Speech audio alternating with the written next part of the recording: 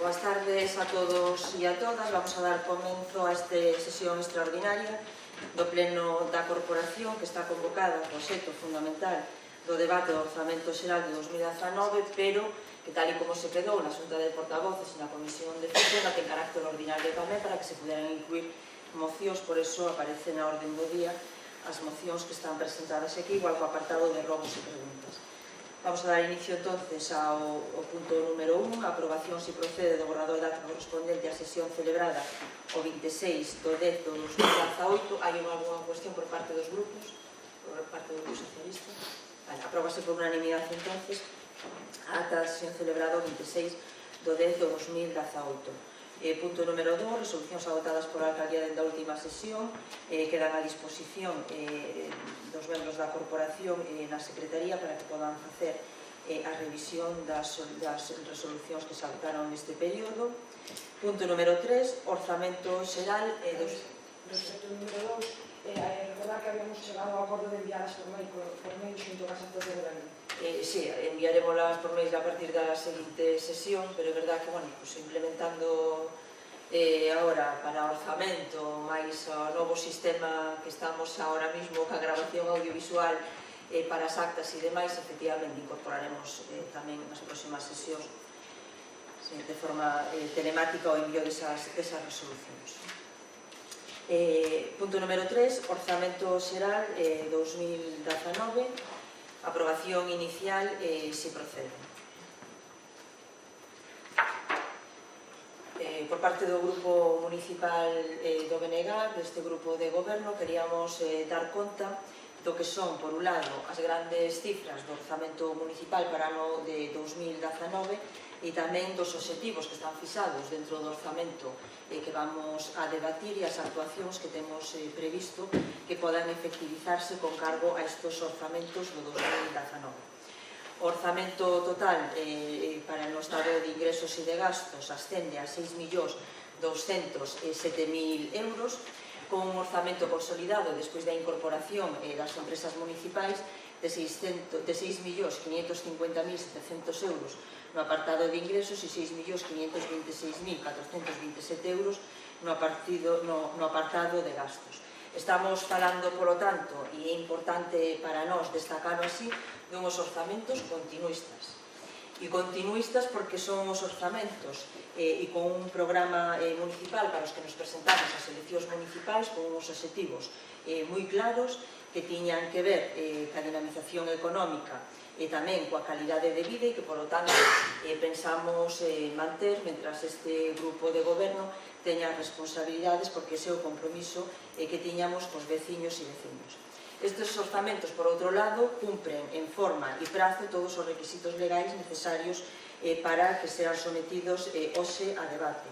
Celebrouse Xunta de Portavoces, celebrouse Comisión de Facenda e celebrouse tamén todos os, deronse conta tamén na documentación que se remitiu de todos os informes favorables de Secretaría e de Intervención que teñen que ver con toda a normativa legal vixente e, por tanto,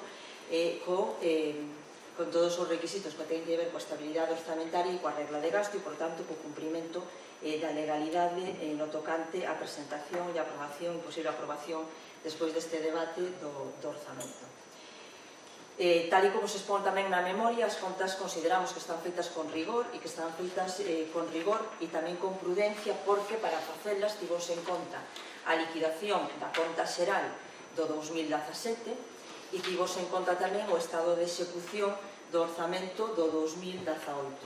Decir tamén que a conta xeral do 2017 remitiuse aos órganos fiscalizadores e non se apreciou ningunha incidencia por parte destes órganos fiscalizadores, polo que as estimacións que se contemplaban e que se deron conta, as liquidacións da conta xeral e nas que dimos conta en plenos pasados, contan tamén co visto bo destes órganos fiscalizadores no tanto e en cuanto non presentaron ningunha incidencia ao seu respecto. Por lo tanto, estamos partindo dunhas previsións para o 2019 que teñen que ver cun histórico tanto en ingresos como en gastos do Concello de Allariz durante as últimas anualidades e que teñen que ver, como decía, ca liquidación orzamentaria do 2017 e cos co estado de execución do orzamento do 2018.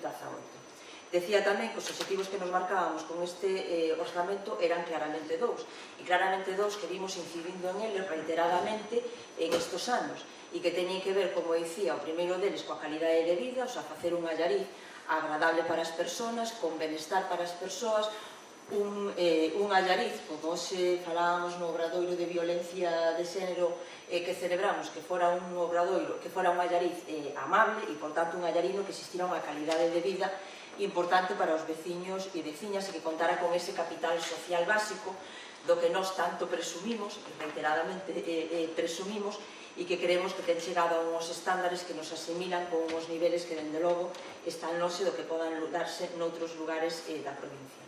E temos un segundo gran objetivo, que é o da dinamización económica e o da xeración de emprego, sendo conscientes de que estamos falando dun objetivo que excede das competencias municipais. Efectivamente, algunha vez pode parecer osado pola nosa parte pretender que dentro da administración local se poda dar solución á dinamización económica e ao problema da xeración de emprego, pero é verdad que sí que queremos que moitas das actuacións que se teñen levado aquí durante estes anos teñen conseguido que Allariz incremente a súa calidade de vida, que incremente a súa actividade económica, que fixe poboación, como decía, e que Allariz siga ainda esa senda de crecementos, tanto no sector económico, e que ven dado, por as cifras de observatorios tan pouco sospeitosos de ser favorables a Allariz, como pode ser o observatorio do INORDE, que, por tanto, non é sospeitoso de que haxa un sesgo aí no que ten que ver cos datos económicos do Concello de Allariz. Por tanto, creemos que Allariz, e para conformar uns orzamentos municipais para Allariz, temos que ter en conta que Allariz é un conxunto de equilibrios, e que é un conxunto de equilibrios entre o rural e a vila, que é un conxunto de equilibrios entre a necesidade de dar servicios e de dar calidade de vida e ao mesmo tempo xerar emprego, ter actividade económica estable e, por lo tanto, non desaparecer, ter unha pervivencia no tempo. E, por lo tanto, ese xogo de equilibrios é o que nos leva a presentar este orzamento. Tendo en conta algo que temos repetido tamén en máis de unha ocasión, e o dixemos cando foi a conta xeral, que nós non estamos operando en cualquier provincia, esta non é unha provincia estándar. Esta é unha provincia que está nos últimos postos en prácticamente todos os parámetros que se podan analizar a nivel do Estado español e que, por lo tanto, o entorno no que estamos traballando e no que estamos executando este orzamento e este proxecto municipal ten que ver tamén con moitas das medidas e con moitas das accións que se poñen en marcha por parte deste Concello. Como decíamos, a ubicación non é inocua e, por tanto, hai que telo en conta tamén a hora de plantexar uns orzamentos municipais. Se estuveramos posiblemente ao lado dun concello industrializado e con unha población de habitantes de 2, de 3 millóns de habitantes, posiblemente estuveramos presentando un proxecto completamente diferente e estuveramos presentando un orzamento para ese proxecto municipal que tivera a ver, posiblemente, só coa calidade de vida e non como a necesidade, como decía antes, de dinamización económica, porque nos viría rodada xa, e, por lo tanto, a implementación de programas sería diferente aquí. Por lo tanto, somos conscientes de que a solución a moitos dos problemas que temos non vai a vir, e queremos ser prudentes en eso tamén, solo de acción municipal, solo faltaría tamén, pero tamén somos, polo menos estamos convencidos de que sí que é verdad que o proxecto municipal ten posibilitado, a todo agora co comportamento de Allariz na escena da provincia, incluso dentro de Galicia, teña sido diferente ao que ten sucedido en outros lugares. E que, por lo tanto, esta explicación xustifica un pouco o orzamento que vamos a presentar agora, a distribución nos diferentes capítulos, nos diferentes programas e as inversións que este ano, por parte do Grupo de Goberno, se propoñen para a súa materialización no exercicio 2019. No que ten que ver co estado de ingresos e cos impostos directos, hai unha previsión de 1.832.000, de tasas e de outros ingresos de 1 millón, sobrepasa un pouco 1,5 millón, das transferencias correntes 2.043.000 euros, e iso fundamentalmente, xunto con esos impostos indirectos, ven a conformar o que serían esos ingresos correntes cos que conta o Concello e que, por lo tanto, que nos permitirían sufragar aqueles gastos corrientes que aparecen tamén nos diferentes capítulos, os capítulos do 1 ao 4, e que teñen que ver cos gastos de persoal, cos gastos en bens correntes e de servicios, cos gastos financeiros, que teñen que ver cas amortizacións dos préstamos que temos e que pago de intereses, e tamén as transferencias corrientes que temos obrigación de facer neste exercicio. Por tanto, unhas operacións corrientes que ascenden a 5.486.000 euros e uns gastos corrientes que ascenden a 4.688.788 euros. Iso nos dá unha diferencia entre operacións corrientes en ingresos e operacións corrientes en gastos de 797.220 euros. Esos 797.220 euros xunto co capítulo 6 por allamento de inversións reais e co capítulo 7 de transferencias de capitais nos dá o marxen que vamos a explicar agora e que suman outros 701.000 euros máis que nos van a permitir que o Concello de Allariz poda destinar 902.220 euros dun total de 1.388.220 euros ao capítulo de inversións e, por tanto, facer, como dicías, as aportacións propias por parte do Concello para completar ese 1.388.000 con esa aportación de un pouco por encima dos 900.000. Ese marxen tamén entre os gastos correntes e os ingresos correntes nos vai a permitir tamén que o Concello siga, ainda que falarei despois desto, que siga tamén adiante cos seus compromisos en canto a amortización de débeda a corto plazo e que, por lo tanto, esos compromisos que adquirimos no seu momento e que estamos efectivizando trimestre a trimestre que podan facerse tamén e efectivizarse no 2019. No que ten que ver cos gastos e en que gastamos, eu creo que aí é importante, en que gastamos este orzamento municipal, no que ten que ver fundamentalmente con ese capítulo 2 que nesta anualidade sufre un incremento de 100.000 euros, explicar que, por un lado, en seguridade e orden público, o gasto que vai a ter o Concello de Allariz no exercicio 2019 ascende a 152.000 euros, que si temos en conta os servicios públicos que prestamos, e aí estamos falando de urbanismo, estamos falando de vías públicas, estamos falando do abastecemento domiciliario e da recollida de lixo, estamos falando de parques e xardíns, estamos falando do tratamento de residuos, de cementerios e demais, estamos falando de que aí o gasto que vai a ter o Concello, o coste desos servicios públicos ascende a 2.435.252.000 euros. Eu creo que de resaltar dentro desos servicios que se van a prestar, por un lado o programa RE, que se están prestando na actualidade, que supuxo un incremento de separación en todas as fraccións importante, que nos sitúa ahora mismo en 40 kilos por habitante de media, pesar que, 40 kilos por habitante frente á media galega que está en 14 kilos e a media da provincia de Ourense que está en 12 kilos, un incremento de amarelo do 10% anual, de papel tamén do 10% anual e a implementación, como se fixo xa, do porta a porta, coa axuda, neste caso, do Ministerio, e que nos sitúa en 250 toneladas ano de recollida de orgánico e nunha previsión de 300 toneladas para o exercicio 2019, con 300 composteiros individuais e 320 composteiros comunitarios a día de hoxe, que nos presenta tamén unha situación en cuanto que ten que ver a zonas verdes, espacios públicos de 14 hectáreas e que, por lo tanto, nos sitúa tamén en parámetros europeos de benestar en canto a zonas verdes e que ahora mismo, o caso de Allariz ou a superficie que temos en Allariz con respecto a estas áreas é solamente equiparable a outros casos que conocemos en outras latitudes europeas e non precisamente aquí. Ou intervencións como o Festival de Xardíns, que supoñen, en este caso, e non están contabilizados en esos 2.400.000 euros, senón no apartado de inversións, unha inversión de 85.000 euros que ten como consecuencia máis de 40.000 visitantes ao Festival de Xardíns en esta anualidade, por exemplo, do 2018. En que máis vamos a invertir o presuposto do ano 2019? Pois en asistencia social primaria. A asistencia social primaria no Concello de Allariz son 560.000 euros, a pesar de que non é unha competencia propia.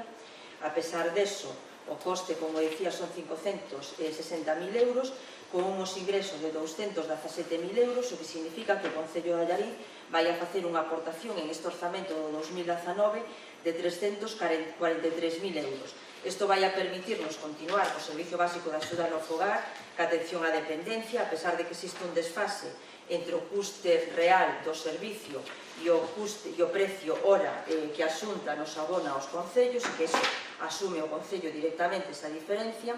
No Concilia Verán, no Xantar sobre Rodas, nas actividades do Fogar do Maiores, no programa de dinamización nas parroquias a través dos diferentes locais sociais que temos distribuídos, dos 24 locais que están distribuídos nas parroquias, da aula de espera, como dicía, do Concilia Verán, do Servicio de Igualdade e Violencia, de Emerxencia Social, da Escola de Pais e Nais ou do Programa de Educación Familiar.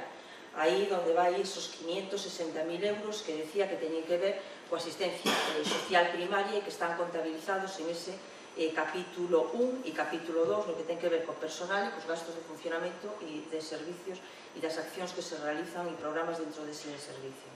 No que ten que ver cos centros docentes de ensino e educación infantil e primaria, os servicios de educación van a ser 219.279 euros, dos que recibimos un ingreso de 30.000 euros e que, por lo tanto, van a asumirse con cargo a fondos municipais 189.279 euros, e que nos vai a permitir, por un lado, seguir facendo todos os traballos de mantemento do grupo infantil e primaria que facemos habitualmente e que ven oscilando nos 50-60.000 euros nos últimos anos, que nos vai a permitir seguir asumindo os costes que temos comprometidos no que ten que ver coa escola infantil e que teñen que ver co comedor e cos servicios de mantemento da propia escola infantil, que os asumo o Concello e non o Consorcio de Servicios Sociales, e nos vai a permitir que podamos seguir con ese transporte escolar que se realiza no propio Concello, cos servicios que temos en colaboración cos centros de ensino, cos programas que temos en colaboración cos centros de ensino. No que ten que ver coa cultura, cos servicios culturais, o coste desos servicios vai a ser no 2019 de 410.044 euros, con 70.000 euros de ingresos, e que nos vai a permitir que con esa aportación de 348.000 que se fai, 40.000 que se fai con cargo ás arcas municipais, máis esos 70.000 de ingresos de diferentes subvencións, que podamos seguir mantendo o servicio de biblioteca, os museos, a programación tan intensa cultural anual, programas como Nadal Park, as escolas municipais de música, de pintura, de danza tradicional, de gaita, de cestería, que podamos seguir mantendo o convenio ca banda Unión Musical de Allariz por importe de 12.000 euros, ou a colaboración que está prevista tamén nos orzamentos ca Fundación Vicente Risco e Xan de Arzúa. No que ten que ver coa mocidade, está previsto tamén un gasto de 73.000 euros, do que recibiremos unha subvención, se as previsións se confirman, de 6.000 euros, e que, por lo tanto, o resto dos gastos da Casa da Mocidade serán sufragadas, como en anos anteriores, por parte do Concello. Unha parte tamén importante deste capítulo 1 e deste capítulo 2, no que ten que ver coas actuacións municipais, centrase no deporte. A promoción e fomento do deporte en Allariz supón un gasto de 449.028 euros ao ano, que permite que con esos 312.000, que prácticamente na súa totalidade son da piscina municipal, e con 137.000 euros de diferencia, que fundamentalmente se corresponde cas escolas deportivas, se asuma tanto a xestión da piscina climatizada como das piscinas exteriores, a cidade deportiva do Seixo, o pabellón municipal, que teñamos en marcha as escolas deportivas e as predeportivas con 100 nenos, 18 equipos de baloncesto, 9 equipos de fútbol, 80 nenos e nenas en piragüismo, que, por certo, por ser campións de liga, están nominados este ano para os premios de deporte da región, e as escolas de tenis, de pádel e de vólei praia. E que ao mesmo tempo podamos ter os servicios durante todo o ano de yoga, de aquaeróbic, de zumba, de TRX, de pilates e o ximnasio en funcionamento, así como eventos tan importantes como a andaina, triatlón, a OCR infantil, a OCR dúas este ano xa, ou a derradeira. Que, por tanto, que ese casi medio millón de euros en fomento do deporte que teña, que quede reflectido aquí en estos orzamentos e en esta exposición a que se debe. No que ten que ver coa dinamización económica, o Concello de Allariz destina actividades co comercio, coa hostelería e a política de eventos para esa dinamización económica 224.878 euros, dos que recibimos para axudar esa cofinanciación 96.000 euros, os que esperamos recibir, que ven sendo o habitual, 96.000 euros, o que significa que facemos unha aportación con fondos propios de 128.878 euros, que se unimos en este caso a dinamización que supón a propia actividade da empresa municipal de Reatur, que ten un orzamento de 343.700 euros, pois vemos tamén a importancia que dende este Concello ten actividade para fomento de comercio, de hostelería e, por lo tanto, para fomento turístico tamén. E despois, en este caso, xa en último lugar, están previstos tamén para a administración xeral, que están aí, fundamentalmente, moitos dos gastos de funcionamento que temos do propio Concello a outras instalacións, que son de 396.845 euros e que están incluídos aí, como pode verse, en ese grupo 920, todo ese apartado que está incluído dentro da administración xeral. Nos creíamos, Lita, que foi un pouco exhaustivo, que era importante facer especial fincapé cando se fala do capítulo 1 e do capítulo 2, ter claro a que se destina o capítulo 1 e o capítulo 2. O personal do capítulo 1, efectivamente, son casi 2.400.000 euros. Estamos falando de que o capítulo 2 tamén ascende a unha cantidade similar, e o que permite é que se podan costear e ter en funcionamento estes servicios que, a grosso modo, ainda que eran bastantes, pero que a grosso modo, porque non íbamos a facer un detalle de todos, se podan financiar e se podan manter, e que justifica tamén, evidencia, pois por que a Allariz ten unha calidade de vida e ten unhos servicios e unhas infraestructuras que non existen en outros lugares, pero que efectivamente o feito de ter esos servicios e ter esas infraestructuras conleva un capítulo 1 e un capítulo 2 por estos importes. Decir tamén que nos optamos desde o primeiro momento por a xestión, por a administración dos nosos servicios, e que, por lo tanto, os gastos de personal que se imputan no capítulo 2 justifícanse precisamente porque é o Concello quen executa directamente todos esos programas que estaba mencionando. No que ten que ver xa cas inversións, este presuposto prevé destinar a inversións 1.388.220 euros, dos que, como decía antes, de fondos propios son 902.220 euros, o 64,99% desas inversións. E que este ano, entre outras, está previsto, e por ir as máis importantes, aquelas que teñen que ver fundamentalmente co mantemento, coa mellora de infraestructuras que existen tanto na vila como no resto do municipio, e con esa calidade de vida da que é tan importante e a que fai posible que Allariz siga crecendo en población. E, por lo tanto, temos contemplada a mellora e a construcción de novos parques infantís. Allariz ten unha población infantil importante, que nos leva a que teñamos unha media de nacementos entre 60 e 70 nacementos anuais, moi por encima da media da provincia. Hoxe a mañá tiñamos unha reunión na Confederación Hidrográfica na que se nos daba conta, entre outras cousas e tal, de que xa se consideraban moitos concellos dos que estaban tendo reunións un logro ter 14 nacementos ao ano. Por lo tanto, aquí estamos con unha media entre 60 e 70 nacementos anuais. Estamos falando tamén de que temos unha escola infantil que ten un número de matrículas que ronda entre os 80 e os 92 nenos e nenas anuais de 0 a 3, e estamos falando de casi 500 nenos e nenas en infantil e primaria, no colexio de infantil e primaria. E, por lo tanto, unha poboación infantil o suficientemente importante como para ver Allariz con futuro, a ver Allariz con posibilidades e con expectativas, e tamén coa necesidade de acometer melloras na construcción dos parques. Por iso está prevista a construcción dun parque de 1.100 metros cuadrados, que estaría parcialmente cuberto, con unha cuberta parcial de 400 metros cuadrados, e que estaría ubicada onde están na actualidade os hortos urbanos, que están ubicados no edificio detrás do aquí entra a notaría. en esa zona de aí, en esas hortas urbanas que están en ese lado.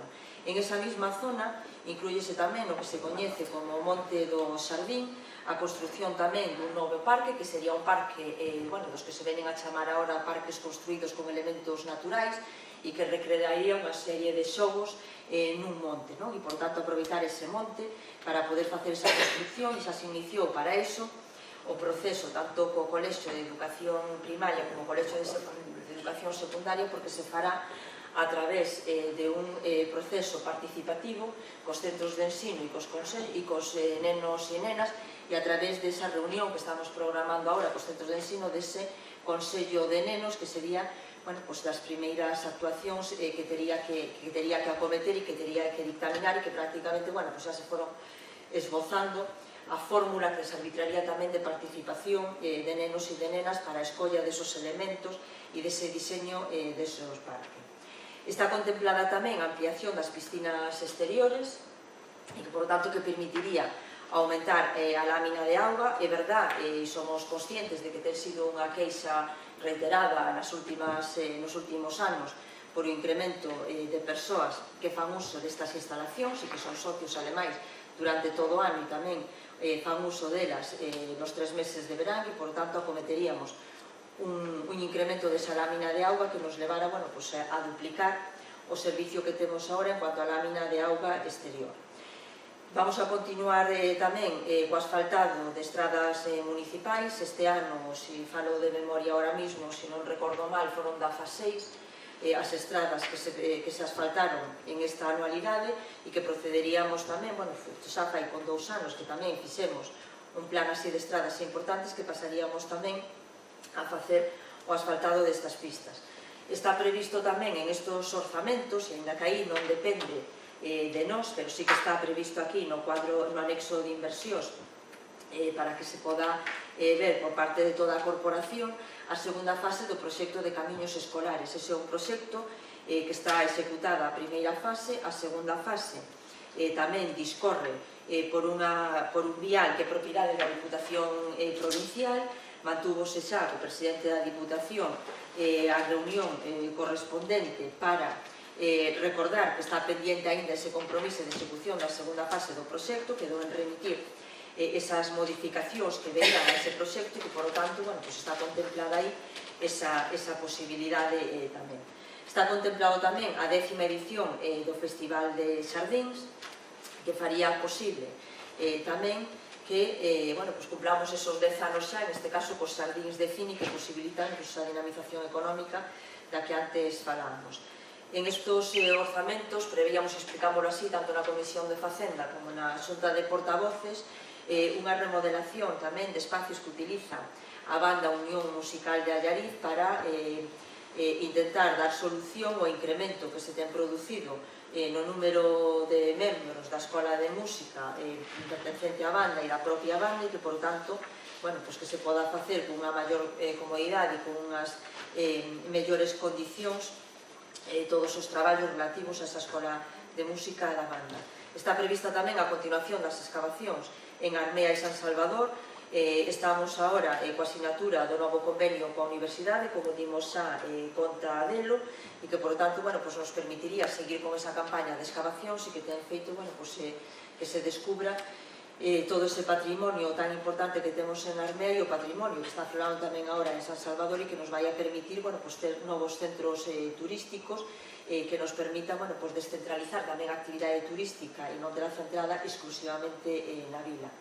Está previsto tamén, dentro do programa RE, facer unha inversión no que ten que ver coa compra dunha grúa para a recollida de restos vegetais.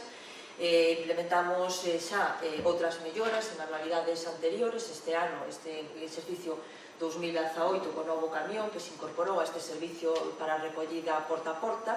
Creemos que é necesario, ademais, para a xestión da biomasa procedente, sobre todo de restos de xardín e de podas para os restos vegetais, para esa biomasa implementar este servicio, porque é verdad que o bo funcionamento neste caso, quero dicir que por parte dos veciños e das veciñas, ten ocasionado, ou estanos ocasionando problemas na xestión destes residuos e, por tanto, necesidade de agilizar a xestión para liberar estas áreas que están construídas nas illas de composteiros desos restos vegetais.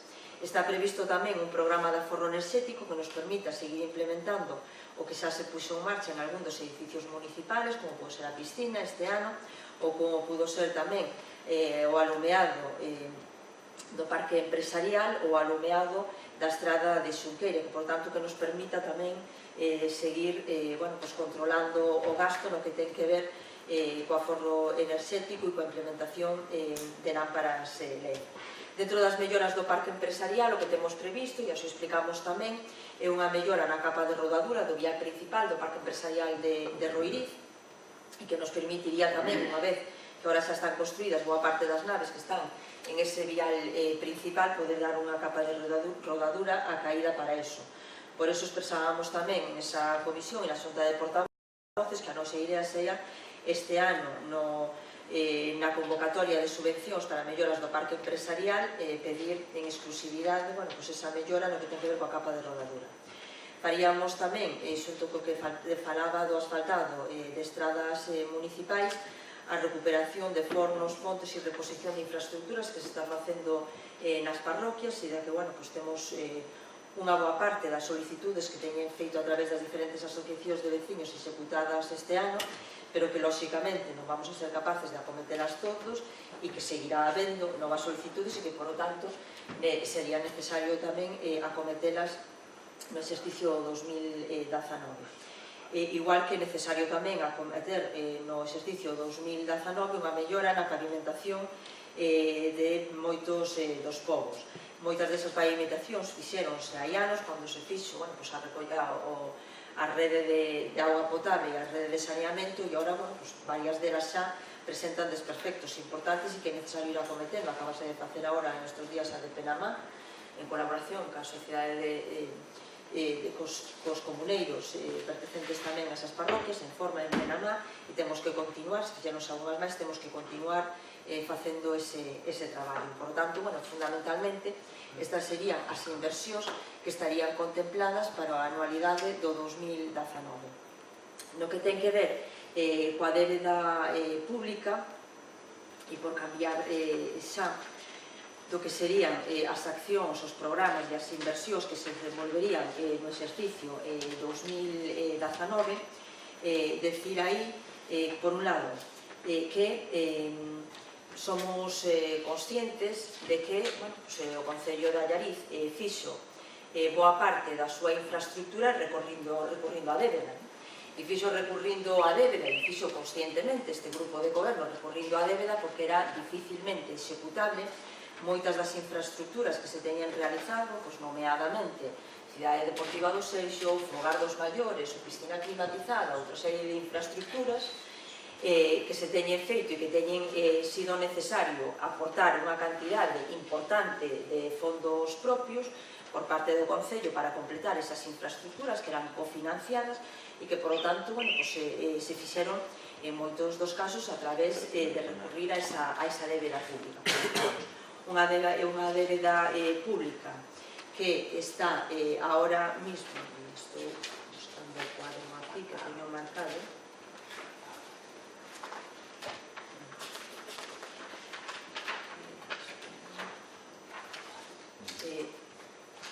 aquí está, que ascende a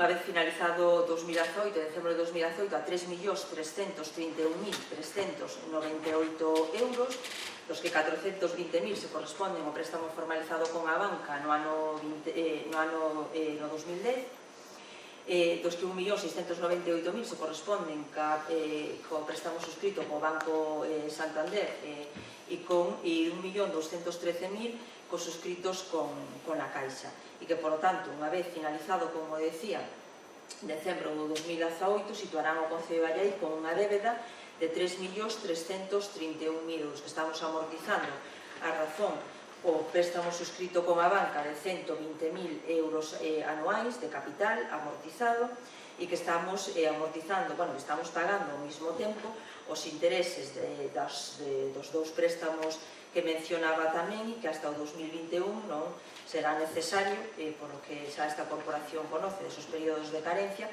a amortización de capital.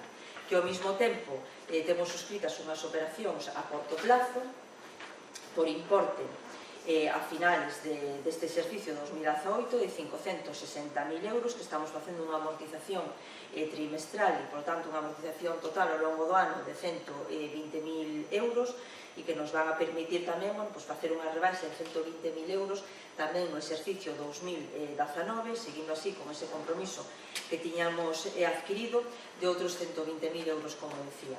O Concello de Allariz está cumprindo todos os compromisos e deso dan boa fe ás entidades bancarias que poden dar fe, como decía, de que temos os préstamos ao día e que temos tamén os compromisos en cuanto a amortización desas operacións a corto prazo tamén ao día e, por tanto, cos compromisos que tiñamos adquirido perfectamente executados.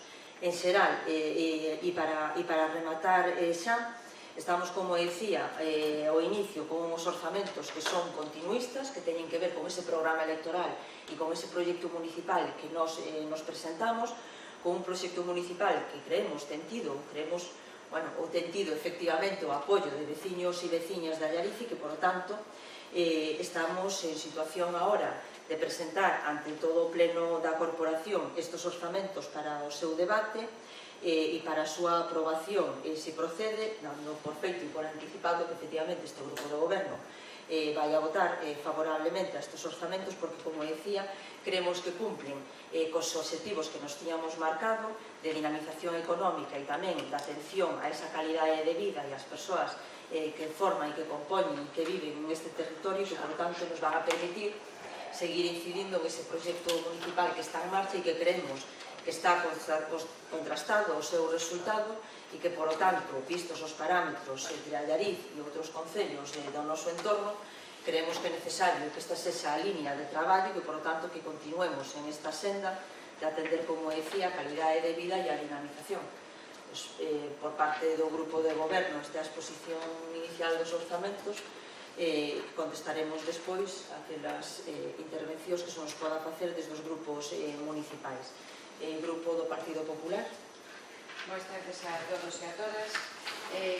Despois desta extensa intervención explicatoria por parte da nosa alcaldesa, coincidimos absolutamente en algo que se repetiu ao largo de toda esa intervención, que nos atopamos ante uns presupuestos continuistas. Efectivamente, esa é a realidade e o son de feito e de facto. Además, de feito por todo o que se expuxo e de facto porque os mesmos datos que acaba de falar da débeda e agora que os vou a intentar tamén desglosar un pouquinho o que me vou a referir pormenorizadamente, nos sinalan que simplemente en Allariz podemos facer presupuestos para manternos, nada máis. Inversión real, creo que non quero ser alarmista, pero os indicadores dicen que vai a ser prácticamente cero ou inexistente. Deixamos transcurrir os primeiros 100 días e algúns máis neste momento, desde a toma de posesión da nova alcaldesa por parte de todos os grupos da oposición, e pensamos que é un tempo suficiente de cortesía para que se faga co cargo e nos encontramos con que se nos presenta un presupuesto en términos de sostenibilidade inasumible. Os presupostos que nos traen hoxe a aprobación non son ni sociais, nin melloran a calidade de vida dos alaricanos. Como vostede dice, son continuistas no gasto e continuistas nas deficiencias que todos estamos a soportar. Por que lle decimos isto? Como poden comprobar na página 44 do proxecto do presupuesto, no informe de intervención despréndense diferentes cuestións e vamos a mencionar quizás a máis importante e trascendente para a vida dos alaricanos, que é a que fala do capítulo 6, que vostede deben de mencionar fai un momento, das inversións reales. que, como ven, se lle recorda que, aunque reflexa unha merma de 36.087 euros, un 2,53%, pouco significativa en términos absolutos, dice que, non obstante, e iso dice o informe, hai que deixar constancia de que o plan de axuste en vigor, o último aprobado foi en marzo de 2016, como consecuencia do non cumplimento da regla do gasto da liquidación de 2015, pois nese plan de axuste, que todavía temos en vigor e que temos que ter en conta, establecese que a inversión se limitará a execución de proxectos que conten con grado de financiación alto e con estudio de viabilidade e análisis coste-beneficio favorable. Eso explicábase na medida 11, que acabo de comprobar, na medida número 11. Convén ter esta circunstancia moi en conta e non acometer inversións que non teñan financiación externa confirmada e firme. Por que lle decimos isto? Porque fai anos que lle vimos advertindo desta circunstancia e vostedes siguen sen facer absolutamente nada. E máis, siguen reflejando previsións de financiación para inversións e ingresos de outros entes nuns casos e noutros cifrando as propias previsións de ventas, como sucedía con Sorente e o cementerio de Vilanova en outros exercicios, que logo non se materializan. E como consecuencia desto, o non materializarse, unha vez que tiñamos esas previsións de ingresos no presuposto, nos daba patente de corso para facer o gasto. Eso incrementaba e disparaba o gasto corrente do Concello. E iso nos levou ao endebedamento que temos hoxe. Esa é a realidade que vimos sufrindo de anos tras anos, no que neste Concello non se fai absolutamente nada de examen de conciencia, de decir, por que estamos nesta situación, por que non somos capaces de reducir a nosa débeda, cuáles son exactamente os indicadores que nos están reflectindo que algo non estamos a facer tan ben. Isto provoca, como lle decía, que a deuda se dispare, porque se non hai ingresos, non hai cartos para pagar. E o peor é que ustedes utilizan os cartos de todos os salaricanos, eses cartos cos que deberíamos pagar servicios e dar bons servicios para as súas políticas de facto, de fausto e autobombo. Ustedes, mentras nos apagan as luces a todos, siguen subidos ao tren do despilfarro sin inmutarse. Mentras parchean algunhas carreteras, como ben acaba de decir, en algúns casos de forma irresponsable, porque botar chapapote e gravilla non só non arregla os baches e o deterioro importante que teñen as nosas vías, sino que as converten en algúns casos en carreteras peligrosas, porque se resbala con esa gravilla. Mentres non atenden as demandas dos veciños que non teñen saneamento, mentres non miren as necesidades reales dos alaricanos e alaricanas por encima, que os siguen mirando por encima do ombro, porque a xente ven aquí ao Concello a facer peticións e esas peticións non se reflicten nos presupuestos, non se ven, non se reflexan e moitas veces nos conta, como nos contou aí, alguna cousa que nin sequera está por escrito, seguramente este na súa cabeza e me alegro que este na súa cabeza, pero home, unha cousa é ter as cousas na cabeza e outra cousa é telas nos papeles e este é o presuposto. É como a lei de presupuestos, é como por donde nos temos que guiar todos do que se vai a facer, se o vamos a facer e se non o vamos a poder facer. Soa duro, pero é a realidade que vivimos todos. Escoiten o que pensa a xente sobre a seguridade percibida en Allariz. Escoiten as persoas na calle, porque se non o fai nos yo podemos decir. A xente nota inseguridade ante o incremento de roubos que se producen nas casas. A semana pasada, 3 nunha mesma tarde. E saben cual é o maior atractivo para os amigos da GEL? A falta de luz. Ese é o maior atractivo para os amigos da Alleos. Así que, cando usted dice que por seus presupostos mellora a calidade de vida dos alaricanos, usted engáñase a si mesma e engáñase o propio grupo de goberno. Porque se así fora, pondríase sobre a mesa, como lle temos reclamado e demandado un ano tras outro, un plan serio de aforro energético, con cambios de luminarias LED de todo o término municipal. Eso sí que axudaría a mellorar a calidade de vida de todos os veciños.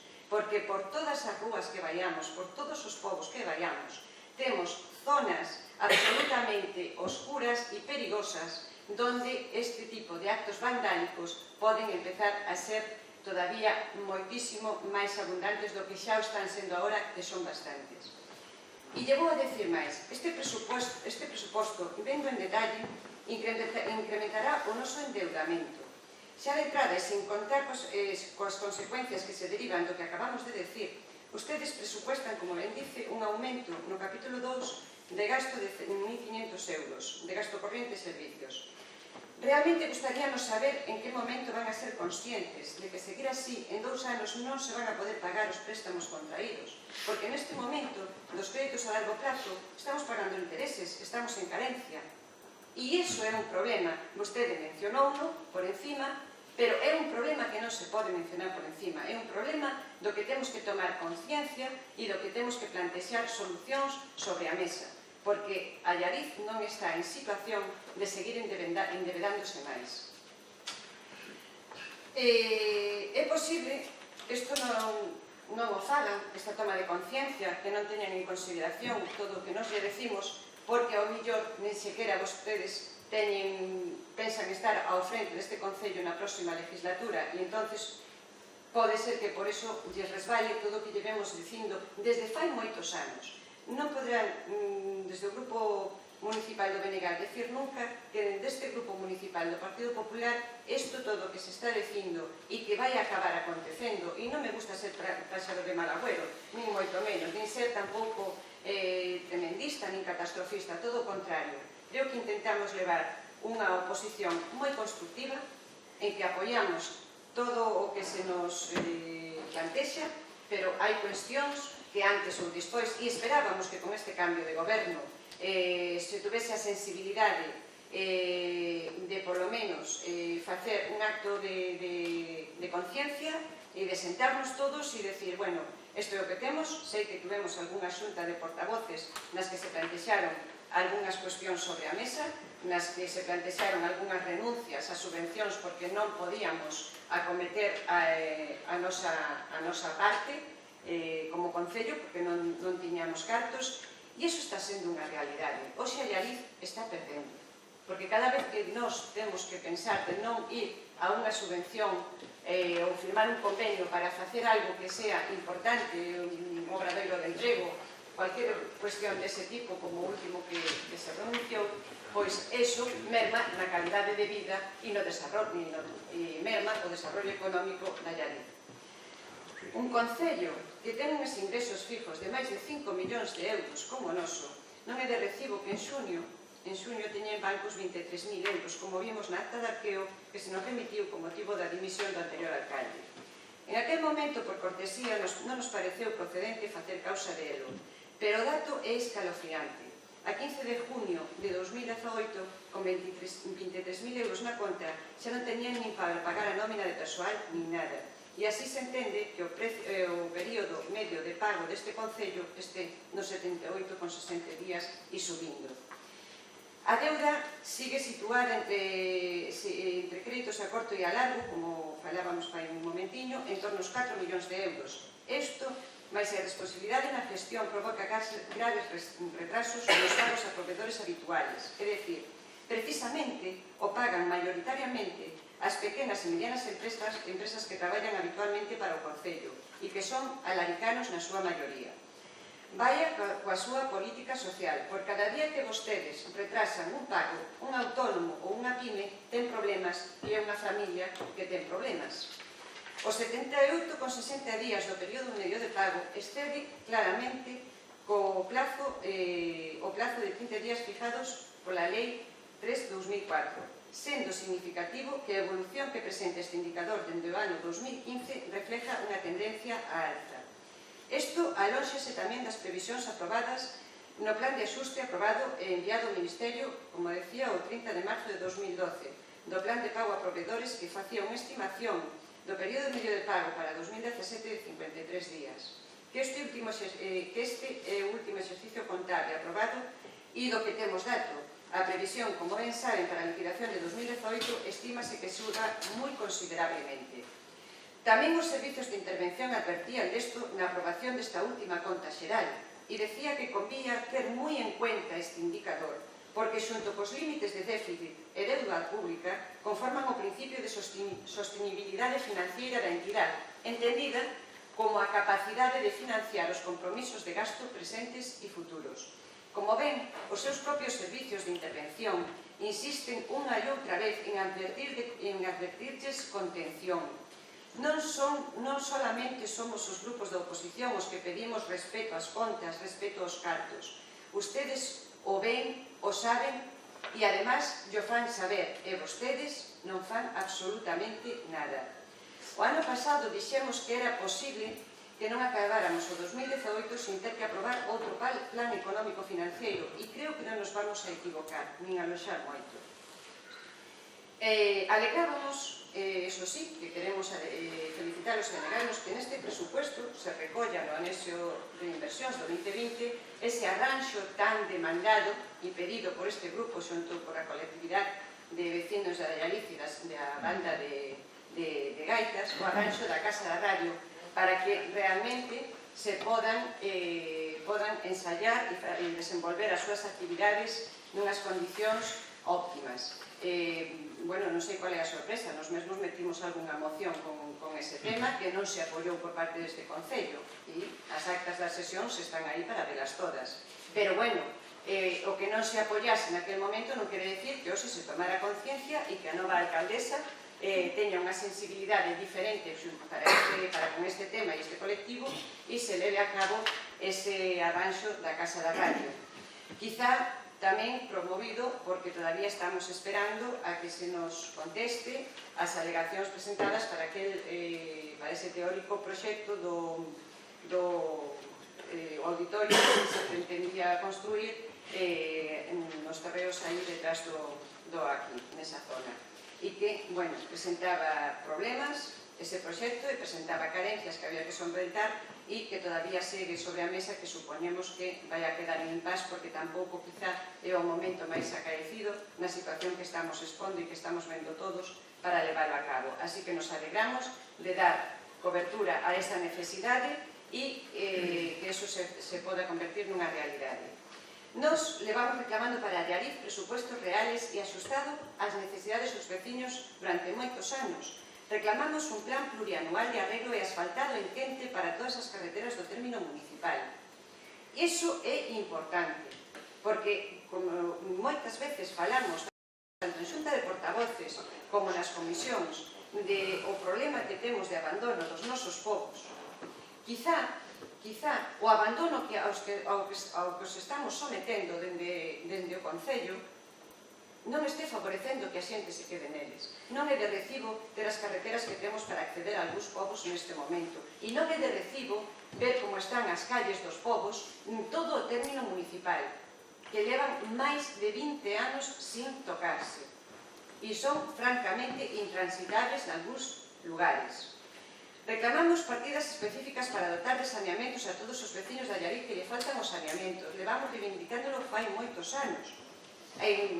Recórdolles que solamente na parroquia San Vitoiro temos máis de 19 casas sin saneamento e así poderemos sacar o listado que o temos de moitas máis. Reclamamos unha partida ni un plan de inversión real para a sustitución, como lle decía antes, de todas as iluminarias do Concello. Hai que sustituir as iluminarias a LED e recuperar o alumbrado público. É moi importante dotar de iluminación e seguridade a todos os veciños do Concello. Xa tivemos atracos e roubos en casas do rural. E, insisto, a mellor medida de prevención contra este tipo de casos é unha boa iluminación. Unha boa iluminación. Desde logo que si, non me fai ninguna gracia o tema, ni me é motivo de risa, pero creo que é algo para tomar en conta. Reclamamos partidas específicas para apoiar o desarrollo de programas específicos para o comercio e a hostelería. Pedimos todos os anos un desglose serio e pormenorizado e por escrito da partida Totum Revolutum do 2020.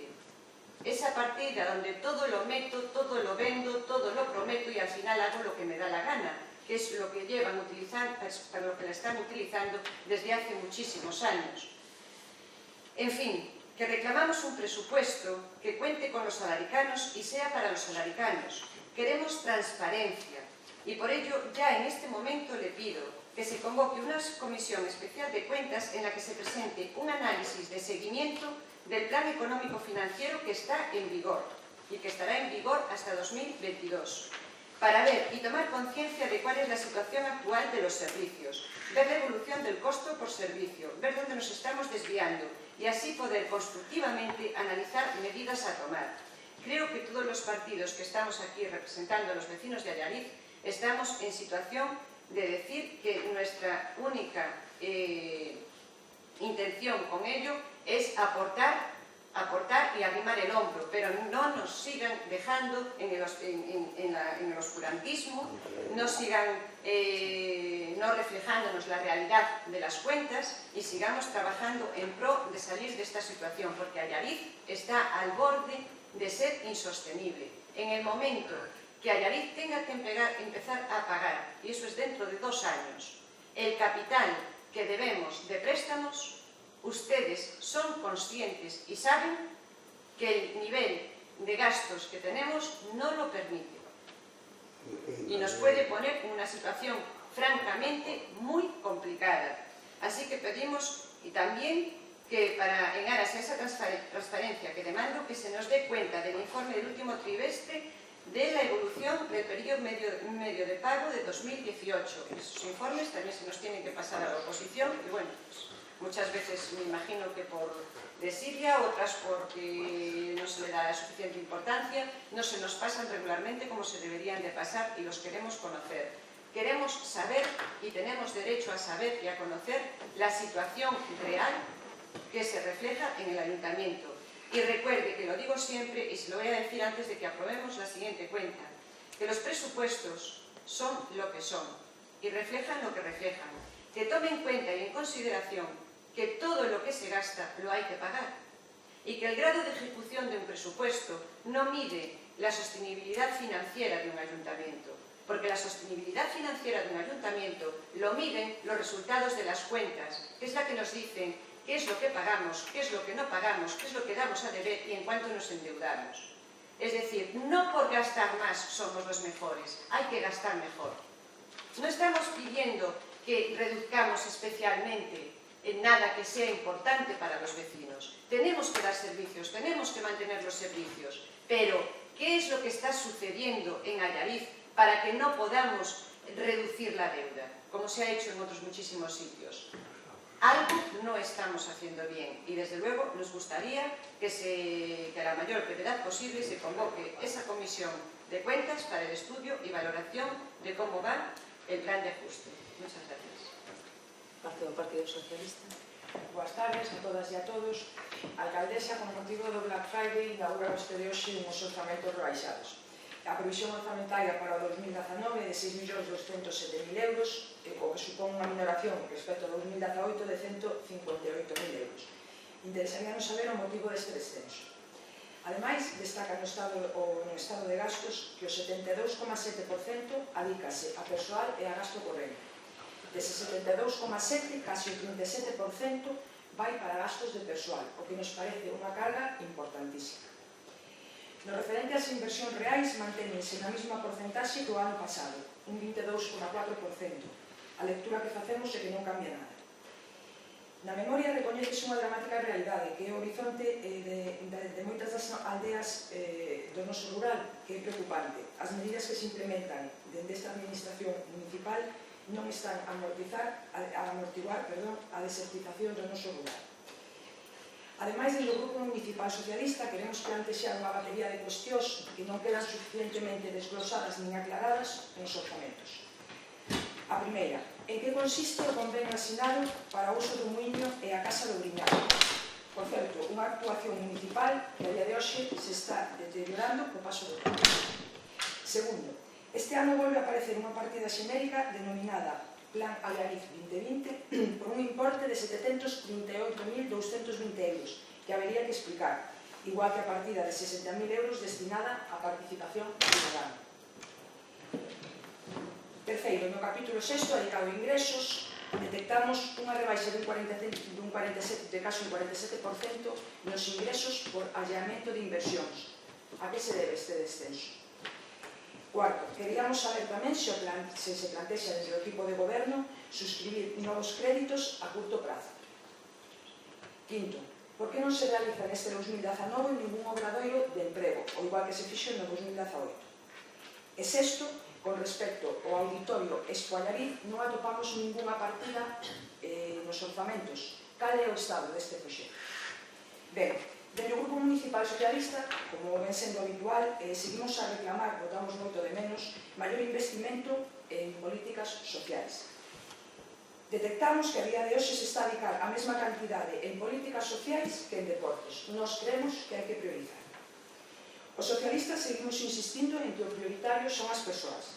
Non nos atrevemos con tarifas sociais de saneamento nin abastecemento. Non establecemos axudas para os escolares nin para o transporte público. En definitiva, tal como dixo a alcaldesa, sí que son uns orzamentos continuistas e ademais de continuistas conservadores, que non aportan ninguna novidade destacable. A débeda segue sendo unha lacra que nos impide despegar. Estamos a falar de máis de 3 millóns de euros. Seguimos en el encefalograma plano con respecto ao 2018. Por eso, desde o Grupo Municipal Socialista, anunciamos que a nosa votación será a abstención.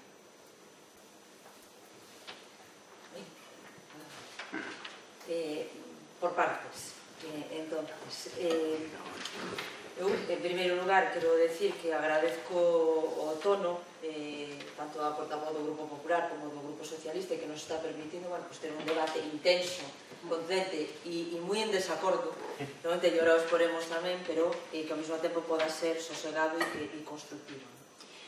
E agradecemos esa oposición constructiva, pero tamén é verdad que creo que por parte do Partido Popular vense anunciando dende hai xa moitos anos a apocalipsis, a quebra técnica e que o Concello de Allariz non será capaz de rematar o exercicio, cada exercicio no que debatimos os orzamentos, e é verdad que o tempo, hasta o día de hoxe, non te ha dado razón a todos esos vaticinios que se teñen feito durante estos anos.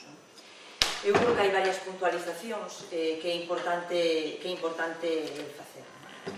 Por un lado, no que ten que ver co período medio do pago a proveedores, eu creo que é importante explicar, e xa o temos explicado en algunha ocasión, e isto non é un problema que afecta o Concello de Allariz, sino que a propia reunión que se mantuvo do Consello Federal da FEDAM, que tuvemos este mércoles día 21 en Santiago de Compostela, deuse traslado das reunións que tiveron os representantes desta Federación de Municipios e Provincias corresponsables da Xunta de Galicia e do Pacto Local para dar conta desta problemática que temos os concellos e que ten moitísimo que ver, ou é fundamental para elo, a demora no pago das subvencións que se están producindo por parte da Xunta de Galicia.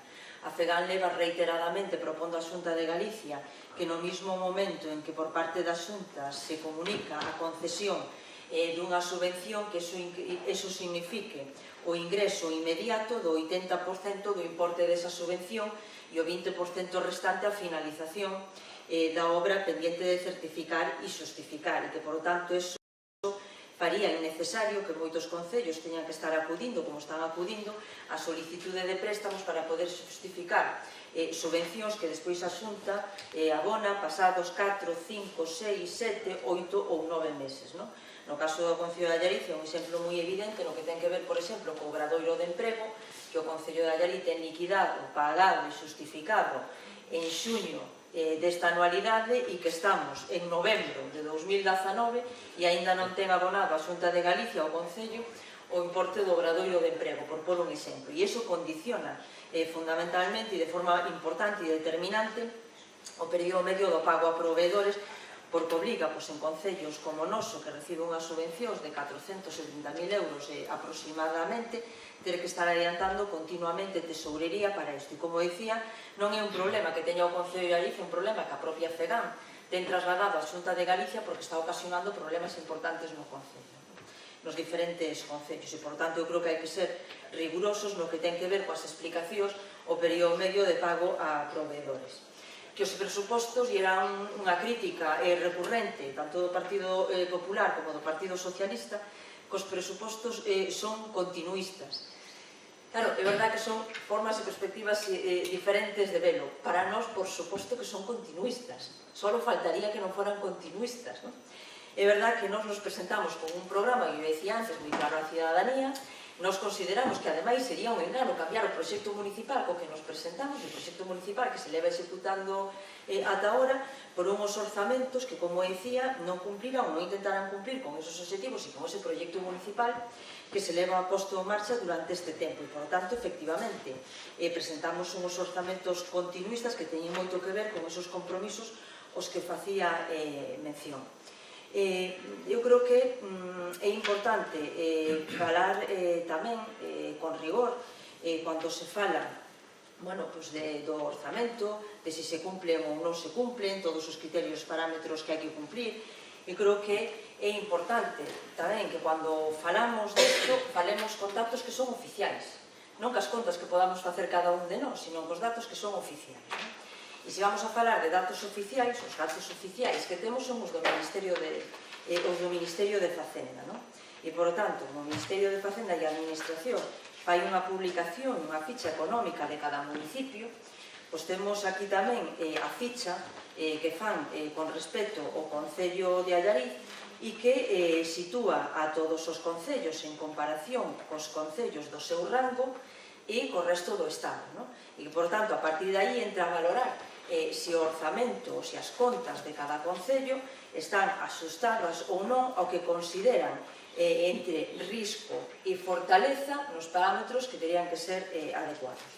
E para iso, no que ten que ver coa capacidade de aforro, e non o decimos nós, que o dice o Ministerio, a partir das contas xerais liquidadas e, por tanto, orzamentos liquidados que non están suxetos, que de contas xerais non están suxetos a estimación, como no caso da presentación dun orzamento, que efectivamente é unha estimación, aínda que este sustentada, como decía antes, na liquidación do 2017 e no grado de execución do 2018. Pero o Ministerio dice que a capacidade de aforro do Concello de Allariz presenta unha fortaleza e que a tesorería e a solvencia unha fortaleza e que o do endevedamento non está en risco, que é unha debilidade, pero que non está en risco.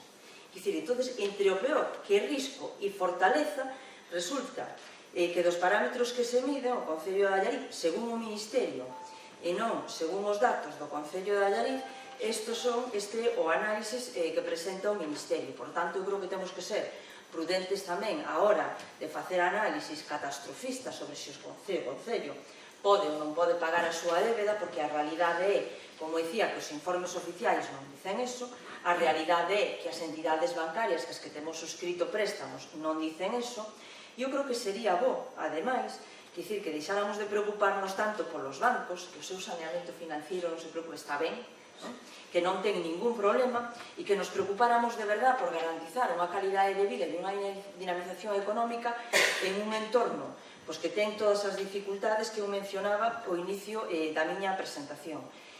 E digo porque é verdad que a débeda ten que ser unha preocupación, e debe serlo, pero tamén é verdad que o obxectivo dos concellos non é ter unha conta de aforro abultada. Ese non é o obxectivo de ningún concello. Desde logo, nós creemos que sería errado pretender que o Concello de Allariz teña unha conta abultada, porque o Concello de Allariz o que ten que facer é pagar os seus servicios, pagar as inversións que acomete e pagar tamén os préstamos e os compromisos que ten suscrito cos bancos. E iso o Concello de Allariz está o facendo.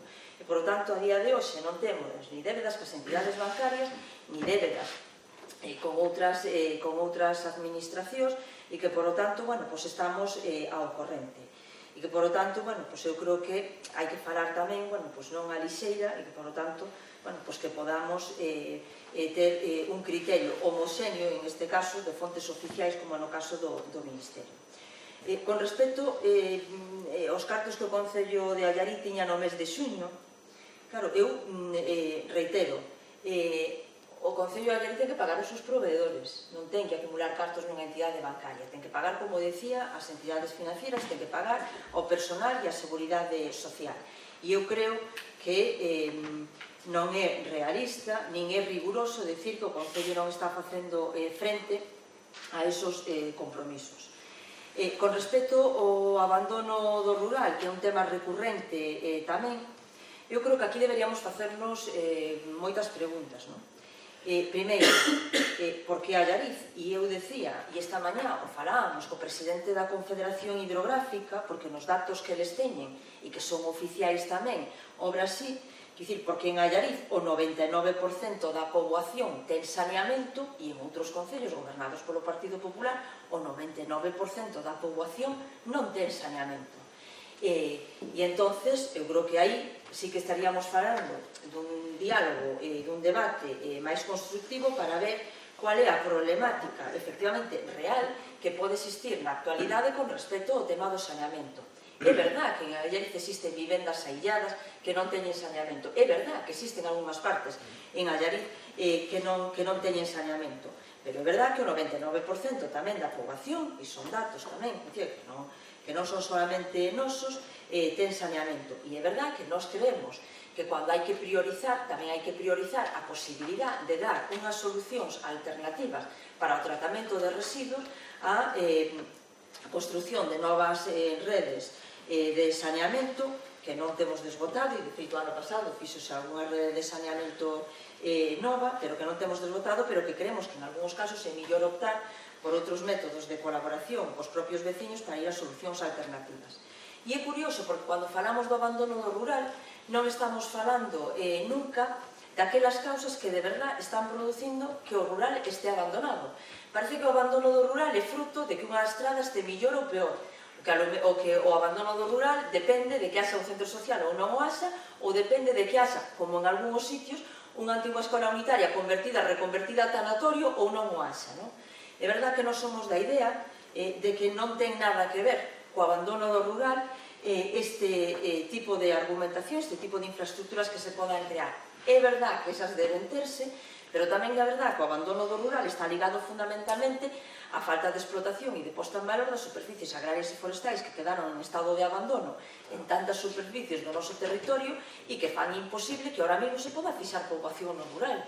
E por eso, cando nós nos empeñamos en proxectos que teñen que ver coa agricultura sostible e, por tanto, en crear economía circular, cando estamos falando de criar carne de boi, cando estamos falando de explotacións como a de Penamá, que a pesar de ter todos os problemas que pode ter a nivel de xestión, é verdad que ten conseguido que haxa unha superficie moi importante que non quedou en estado de abandono, cando estamos falando de apoiar iniciativas como a de Colella, contribuindo con eles a que se podan facer ese tipo de explotacións, ou como as explotacións que temos en Meire, tanto de gandeiría como de agricultura ecolóxica, ou como a que se está instalando en estos meses na zona do Briñal. Esos son de verdad iniciativas que sí que poden contribuir a que haxa non só unha dinamización do medio rural, sino que se poda contribuir a asentar o rural. Eu creo que Allariz é un bo exemplo de que soamente con infraestructuras non pode fixarse poboación no rural. Se iso fora así, habería algunha parroquia, por un exemplo, como Queiroás da Igrexa, que con todos esos servicios dos que estábamos falando antes, e perde progresivamente cada ano poboación.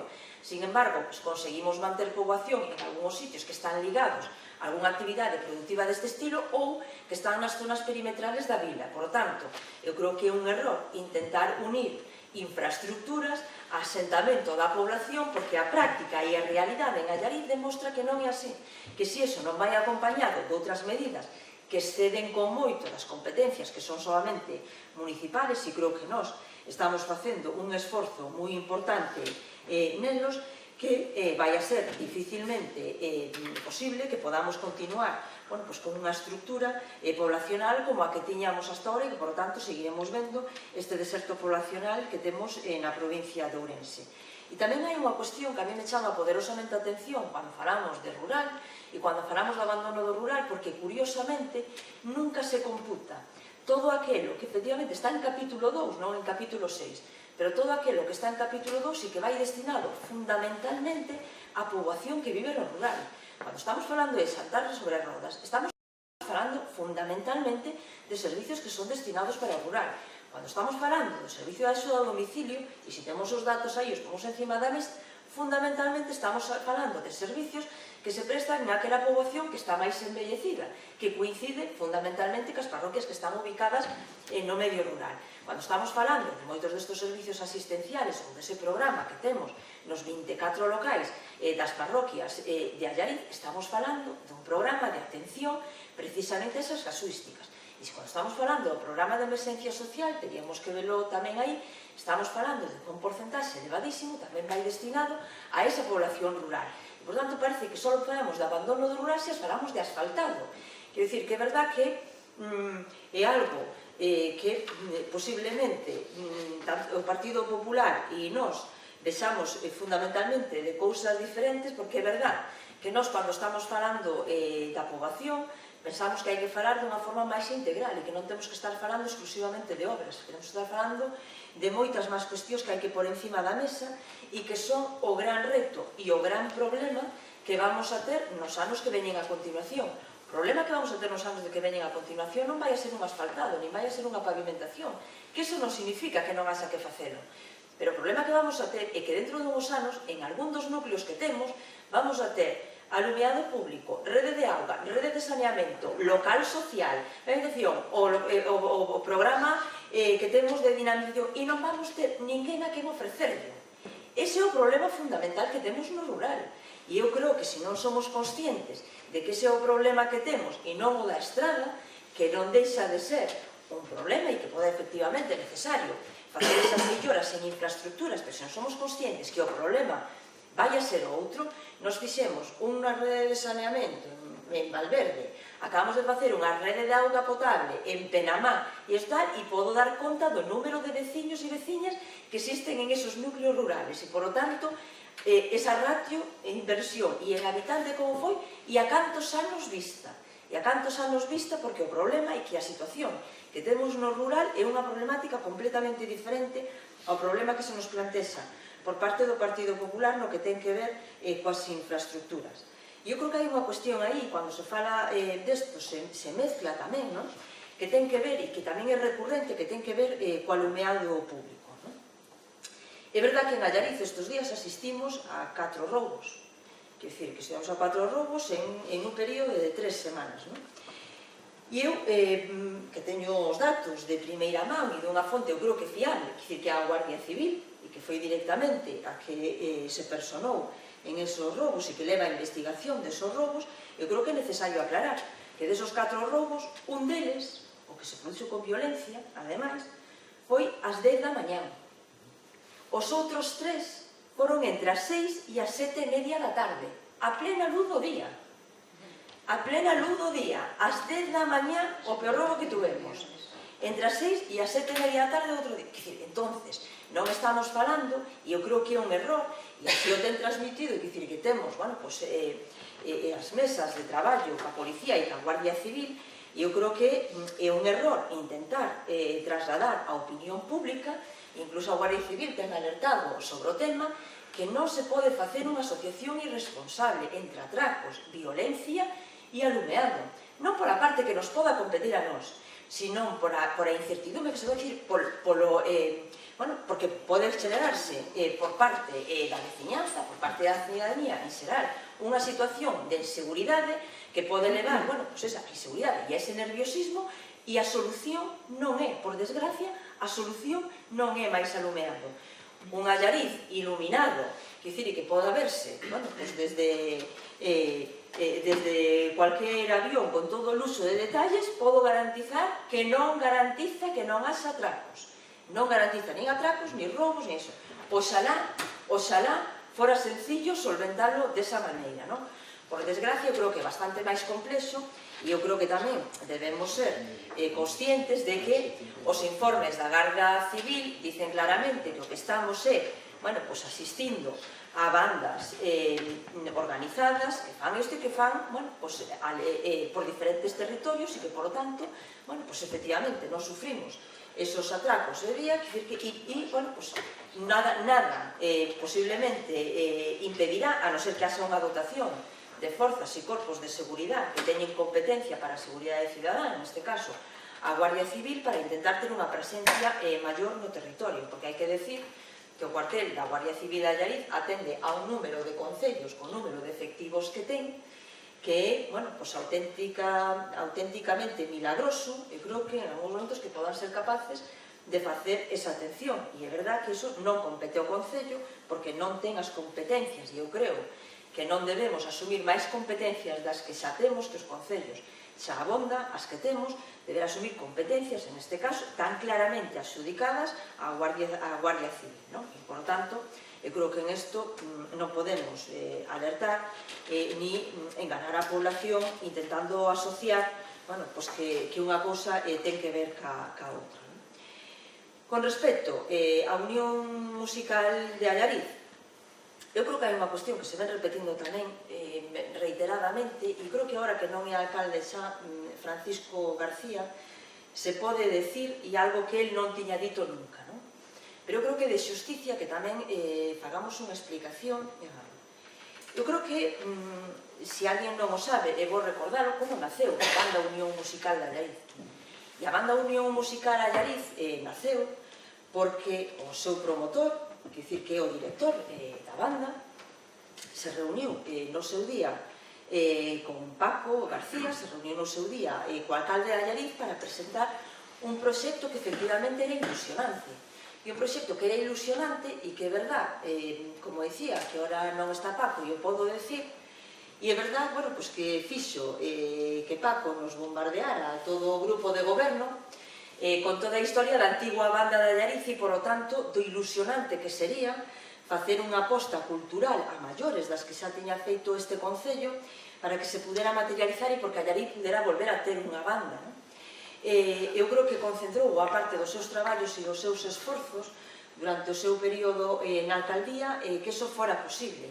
E iso levou non só a asinar un convenio por un importe de 12.000 euros anuais, sino algo máis. Eu creo que iso todo hai que ter en conta. E hai que ter en conta que todos os edificios que a Banda Unión Musical de Allariz está a utilizar son propiedade municipal e que todos os gastos correntes desos edificios da Banda Unión Musical de Allariz que utiliza está asumindo todos os gastos o Concello de Allariz e que, por tanto, a aportación que o Concello de Allariz fai á banda non son exclusivamente esos 12.000 euros do convenio.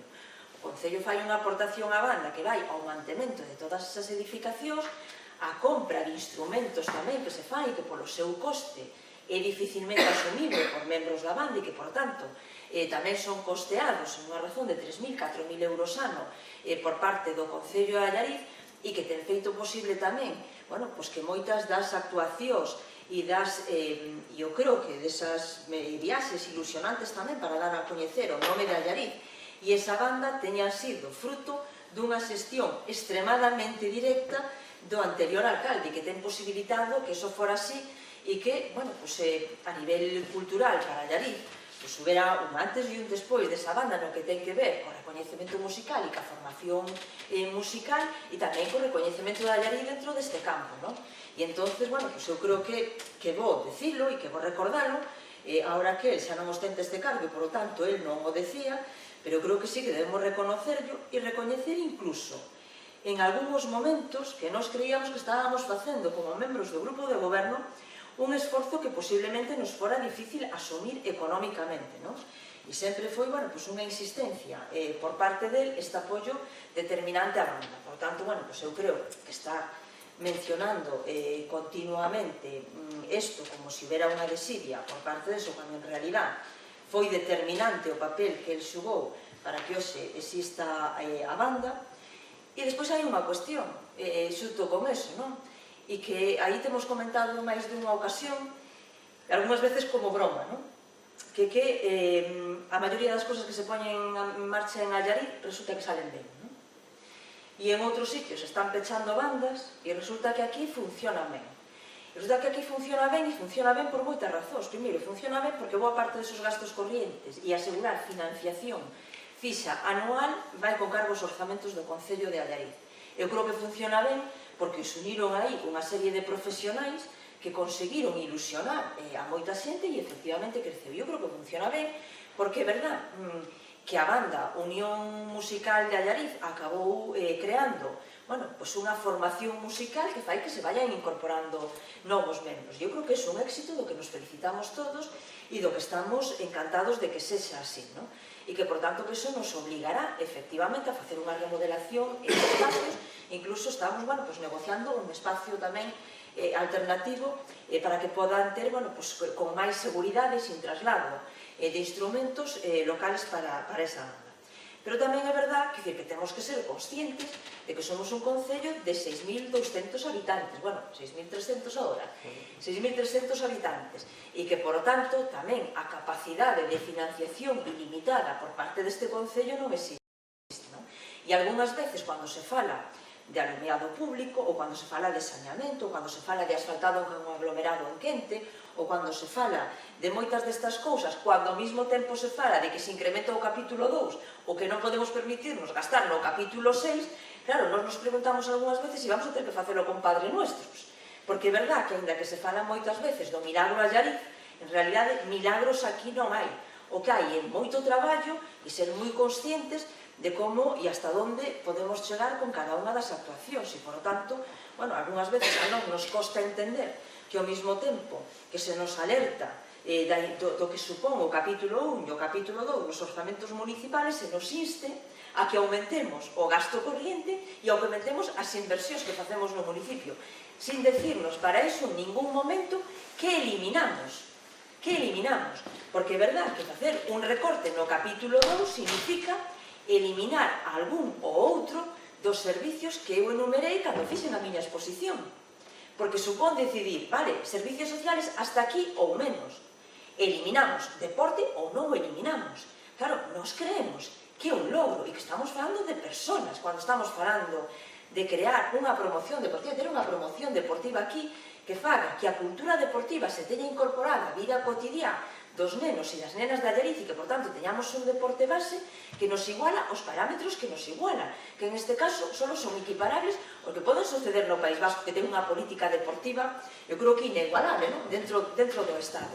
E aí estamos falando de política social cando falamos deso. Cando falamos de educación, estamos falando deso tamén. E, por lo tanto, que se nos diga que recortamos. Porque Allariz, decía antes, é un conxunto de equilibrios.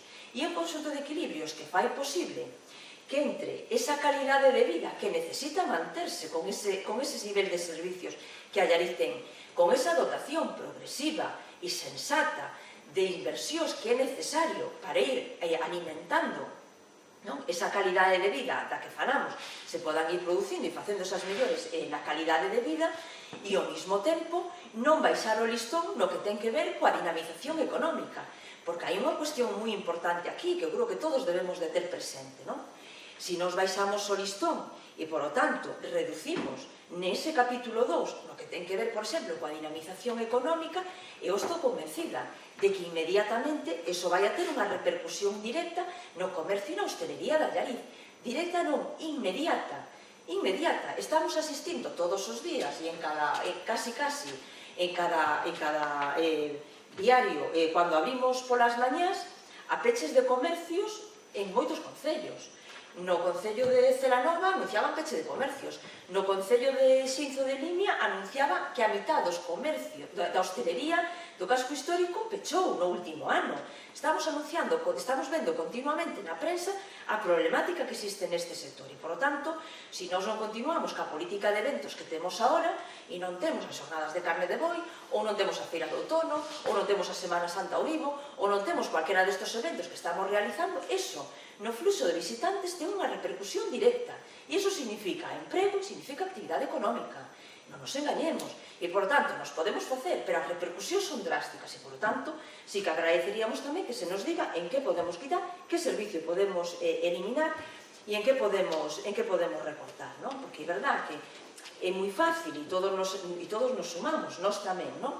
A ideas e a incorporar, pero é verdad que dificilmente por parte da oposición se nos fai unha chega de, bueno, pues este é un servicio, e decir abertamente, este é un servicio que se pode suprimir, non? Nos comprometémonos de verdad a estudiarlo e a ter en conta a ver se efectivamente algún dos servicios que a portavoz do Partido Popular decía que son despilfarros e que son superfluos, sí, que estaba falando de que bueno, temos gastos que despilfarramos, gastos cuando se refiere a los portavoces, aseguarse de cuál superfluos e que, por lo tanto, bueno, que no ha sido mi caso, es que no he hablado en ningún momento ni de despilfarro de ningún servicio. Bueno, de gastos suntuosos, o veremos como acta vai estar grabada, ¿no? Bien, pero no ha sido esta portavoz la que ha dicho lo que usted acaba de decir, ¿eh? Perfecto. Rectificamos y suntuoso no se refería a eso, ¿no? Y entonces, non teníamos ningún problema, como decía, en estudiarlo, pero nos creemos que é necesario seguir mantendo esos equilibrios que se están mantendo e que, por lo tanto, que justifican o orzamento que presentamos. Con respecto a algunha das outras intervencións, eu creo que hai algunha intervención por parte da portavoz do Partido Socialista bueno, que en realidad se contestaba a sí misma, non? Nos falaba do motivo do descenso con respecto ao 2018, o motivo do descenso con 2018 estaba noutro dos interrogantes que plantexaba que era a rebaixa no allamento de inversións, é dicir, que ten que ver, bueno, e outro día, por cuestións laborais, que tuvo que ausentarse da xunta de portavoces antes da súa finalización, entón, posiblemente se fora o motivo polo que non chegamos a este apartado da explicación, pero ten que ver con que nos fixemos en este exercicio unha rebaixa nas previsións, tanto na venta de panteóns no cementerio, que rebaixamos en 100.000 euros, e fixemos unha rebaixa tamén na previsión de ventas de parcela do parque empresarial de Chorén, e, por tanto, bueno, fixemos unha rebaixa de 200.000 euros en esa previsión que corresponde a ese capítulo e que, por lo tanto, no cómputo total non se ve unha rebaixa dese importe, porque é verdad que nas transferencias corrientes sí que había unha subida de 114.000 euros, creo recordar agora de memoria, e que, por lo tanto, bueno, pois, ao final, hai un descenso no orzamento que se xustifica precisamente por esta explicación que estaba dando ahora, ainda que non hai 200.000 euros no orzamento total. Con respecto, bueno, pois, ás medidas do rural, eu creo que xa fixen unha explicación deso. Con respecto á pregunta que se nos formulaba co obradoiro de emprego, nós non temos contemplado o obradoiro de emprego porque non nos foi concedido o obradoiro de emprego. Nós fixemos a solicitude dun obradoiro de emprego e o faláramos así nunha reunión que mantuvemos os tres grupos, que tiñamos que optar por solicitar o obradoiro de emprego ou a axuda que salía tamén publicada e que tiña un prazo, e por eso comentáramos en aquela reunión, que era tamén para fomento de emprego, pero que tiña unhos requisitos en cuanto a contratación despois que nos parecía que iba a ser dificilmente cumplible, e, por lo tanto, que a nosa opción era optar a unha renovación do obradoiro de emprego. Así o fixemos, solicitámoslo, pero non nos foi concedido, e, por lo tanto, bueno, pois esa é a razón pola que non temos contemplado para este exercicio o obradoiro de emprego. E no que ten que ver, bueno, pois, ca alusión que se nos facía aos orzamentos conservadores, eu creo que os orzamentos que acabamos de presentar poden calificarse de casi todo menos de conservadores, non?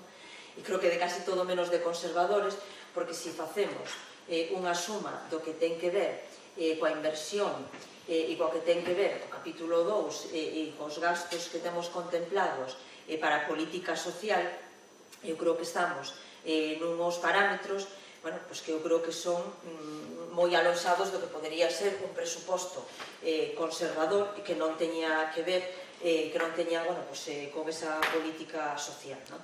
E que, por lo tanto, cando se nos fala de encefalograma plano, eu creo que tamén hai que sustentalo, por un lado, en que os parámetros, os niveles de servicios que temos aquí son moitos máis elevados, e así o ten comentado algunha das portavoces municipais ou similares aos de concellos de 20.000 habitantes, por lo tanto, eu creo que nada desdeñable. E, por outro lado, no que ten que ver coa dinamización económica, eu creo que os observatorios económicos non os facemos nós, e, desde logo, o encefalograma que presenta o Concello de Allariz dista moito de ser un encefalograma plano. Eso non significa que non sexamos conscientes de que, efectivamente, que Allariz non é IKEA, non é República Independiente, e que, por lo tanto, a nós nos afecta tamén o que sucede no entorno. E é verdade, eu sei que estamos no Black Friday, como mencionou, pois estamos ante un día que para o comercio local, por exemplo, é extremadamente duro, crítico, non?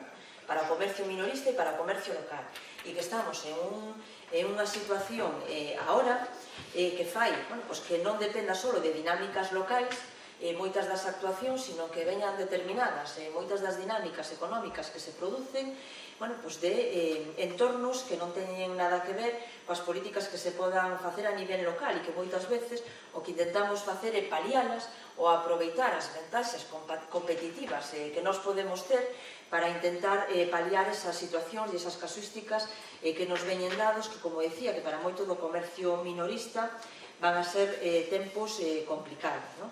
E que, por lo tanto, non somos alleos a que esta realidade existe, somos conscientes de que é así, pero precisamente por ese motivo creemos que debemos seguir apostando pola dinamización económica e por todo aquilo que desde o Concello de Allariz se poda facer para intentar frenar e para intentar paliar esta situación. E esta é a razón pola que presentamos unhos orzamentos que nos, en en realidade, cando se nos tachan de continuistas, en realidade, xa o decíamos nós, porque estamos orgullosos, efectivamente, de que podan ser así, que podamos seguir adiante con este proxecto e que, por lo tanto, nos parece que sí que son sensatos, son prudentes e son realistas. E que todos esos vaticinios que cada debate de orzamento se nos fai cada ano, de que non son realistas, e creo que se desminten cada ano, cando os orzamentos son fiscalizados tamén por outros organismos, e ao final teñen os informes que teñen, e, por tanto, como nos creemos que esta é a liña e esta é a senda e o traballo que debemos seguir, polo que vamos a apostar pola aprobación e pola votación a favor destes orzamentos para que podan executarse na anualidade de 2019. Supoño que por parte dos grupos municipais hai petición dun segundo turno e, por tanto, damos paso ao segundo turno. Portavoz do Grupo Popular. Non ya, por parte do Grupo Socialista. Non, pois sometemos entonces a votación os orzamentos para o 2019. Votos a favor? Votos en contra? Abstencións? Apróbase ca maioría dos votos, a maioría do Grupo Municipal do BNG, o voto en contra do Grupo Municipal do Partido Popular e a abstención do Partido Socialista. Seguinte punto na orden do día, aquí temos unha proposta para facer aos grupos. Os tres grupos temos presentado unha moción con motivo do 25 de novembro. Por lo tanto, nos temos aí unha proposta porque nos parece que facer, tal e como temos aprobado, que sería a lectura, que sería a defensa de cada unha das mocións por parte do grupo que presenta a proposta de moción e despois a toma de razón por o resto dos grupos en un tema, que dicir que ao final nos vai a facer debatir 3 veces sobre o mismo, de facelo con esa mecánica, pois o mellor creemos que o máis razonable sería que pasara cada un dos grupos a facer a proposta de moción que ten presentada e, por tanto, a defender a moción que ten presentada. Cada un dos grupos tamén que fixe despois posicións con respecto a se está disposto non a transaccionar, a negociar algún dos puntos e, por tanto, a incorporar algún dos puntos ou a eliminar algún dos puntos e, por tanto, que se poda someterse despois a aprobación por parte dos grupos e que, por tanto, podría ser un debate un pouco máis organizado e máis sensato. Non sei se estamos todos de acordo con facelo así. Vale, pois se estamos de acordo todos con facelo así... Unha pregunta, ímolas votar todas por separado? Ou simplemente ponemos a posición, porque penso que todos... A proposta é, cada un dos grupos fai a súa moción e fai. Se hai propostas de transacción ou propostas de intención, que cada un vai a facer a proposta. Quero dicir que nós, efectivamente, temos a proposta, Maribel, a concelleira de Benestar, fará a súa proposta con respecto ás dúas mocións que temos, que están presentadas, non? Dos outros grupos, e aí procederíamos entonces a votación. Se hai unha transacción, se estamos todos de acordo, pasaríamos a votar as mocións, se non as votaríamos todas, que as modificacións ou non que pudera haber, e en función de eso fixar o voto. Claro. Procedemos entonces a defensa das mocións. Moción do BNG sobre o 25 de novembro, ten a palabra Maribel Pousa, concelleira de Benestar Social. Boa tarde. A visencia da desigualdade, que ten a súa evidencia máis salvase nas violencias machistas contra as mulleres, debe comprometer as institucións a destinar maiores recursos económicos, humanos e materiais para tal fin e situar o seu combate como un mandato de primeira orde os 365 días do ano. No que vai do 2018 foron asasinadas no noso país 3 mulleres, unha situación insostível para calqueira sociedade que se considere democrática, pois estamos a falar do máis elemental dos dereitos humanos, o dereito á vida, furtado pola violencia máis extrema do patriarcado. Durante este 2018 evidenciáronse as moitas carencias que ten aínda unha xustiza tremendamente patriarcal. Casos como da manada desataron a nosa rabia e a contestación social, non só con importantes manifestacións no noso país, tamén coa repulsa de concellos e institucións de diversas cores políticas. Porén, a rabia non pode ficar nunha cuestión declarativa. debemos pensar colectivamente nas melloras que precisa un ámbito tan elemental como da xustiza.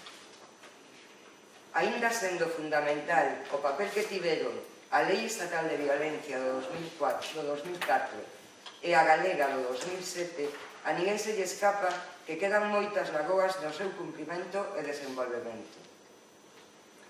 Un dos ámbitos máis delicados é o xudicial. Se ven neste marco co nacemento no ano 2005 de xulgados especializados e outros pasos que se viron teñen sido moi importantes na vida de moitas mulleres, tamén é certo que debemos atallar as súas deficiencias con maior diligencia.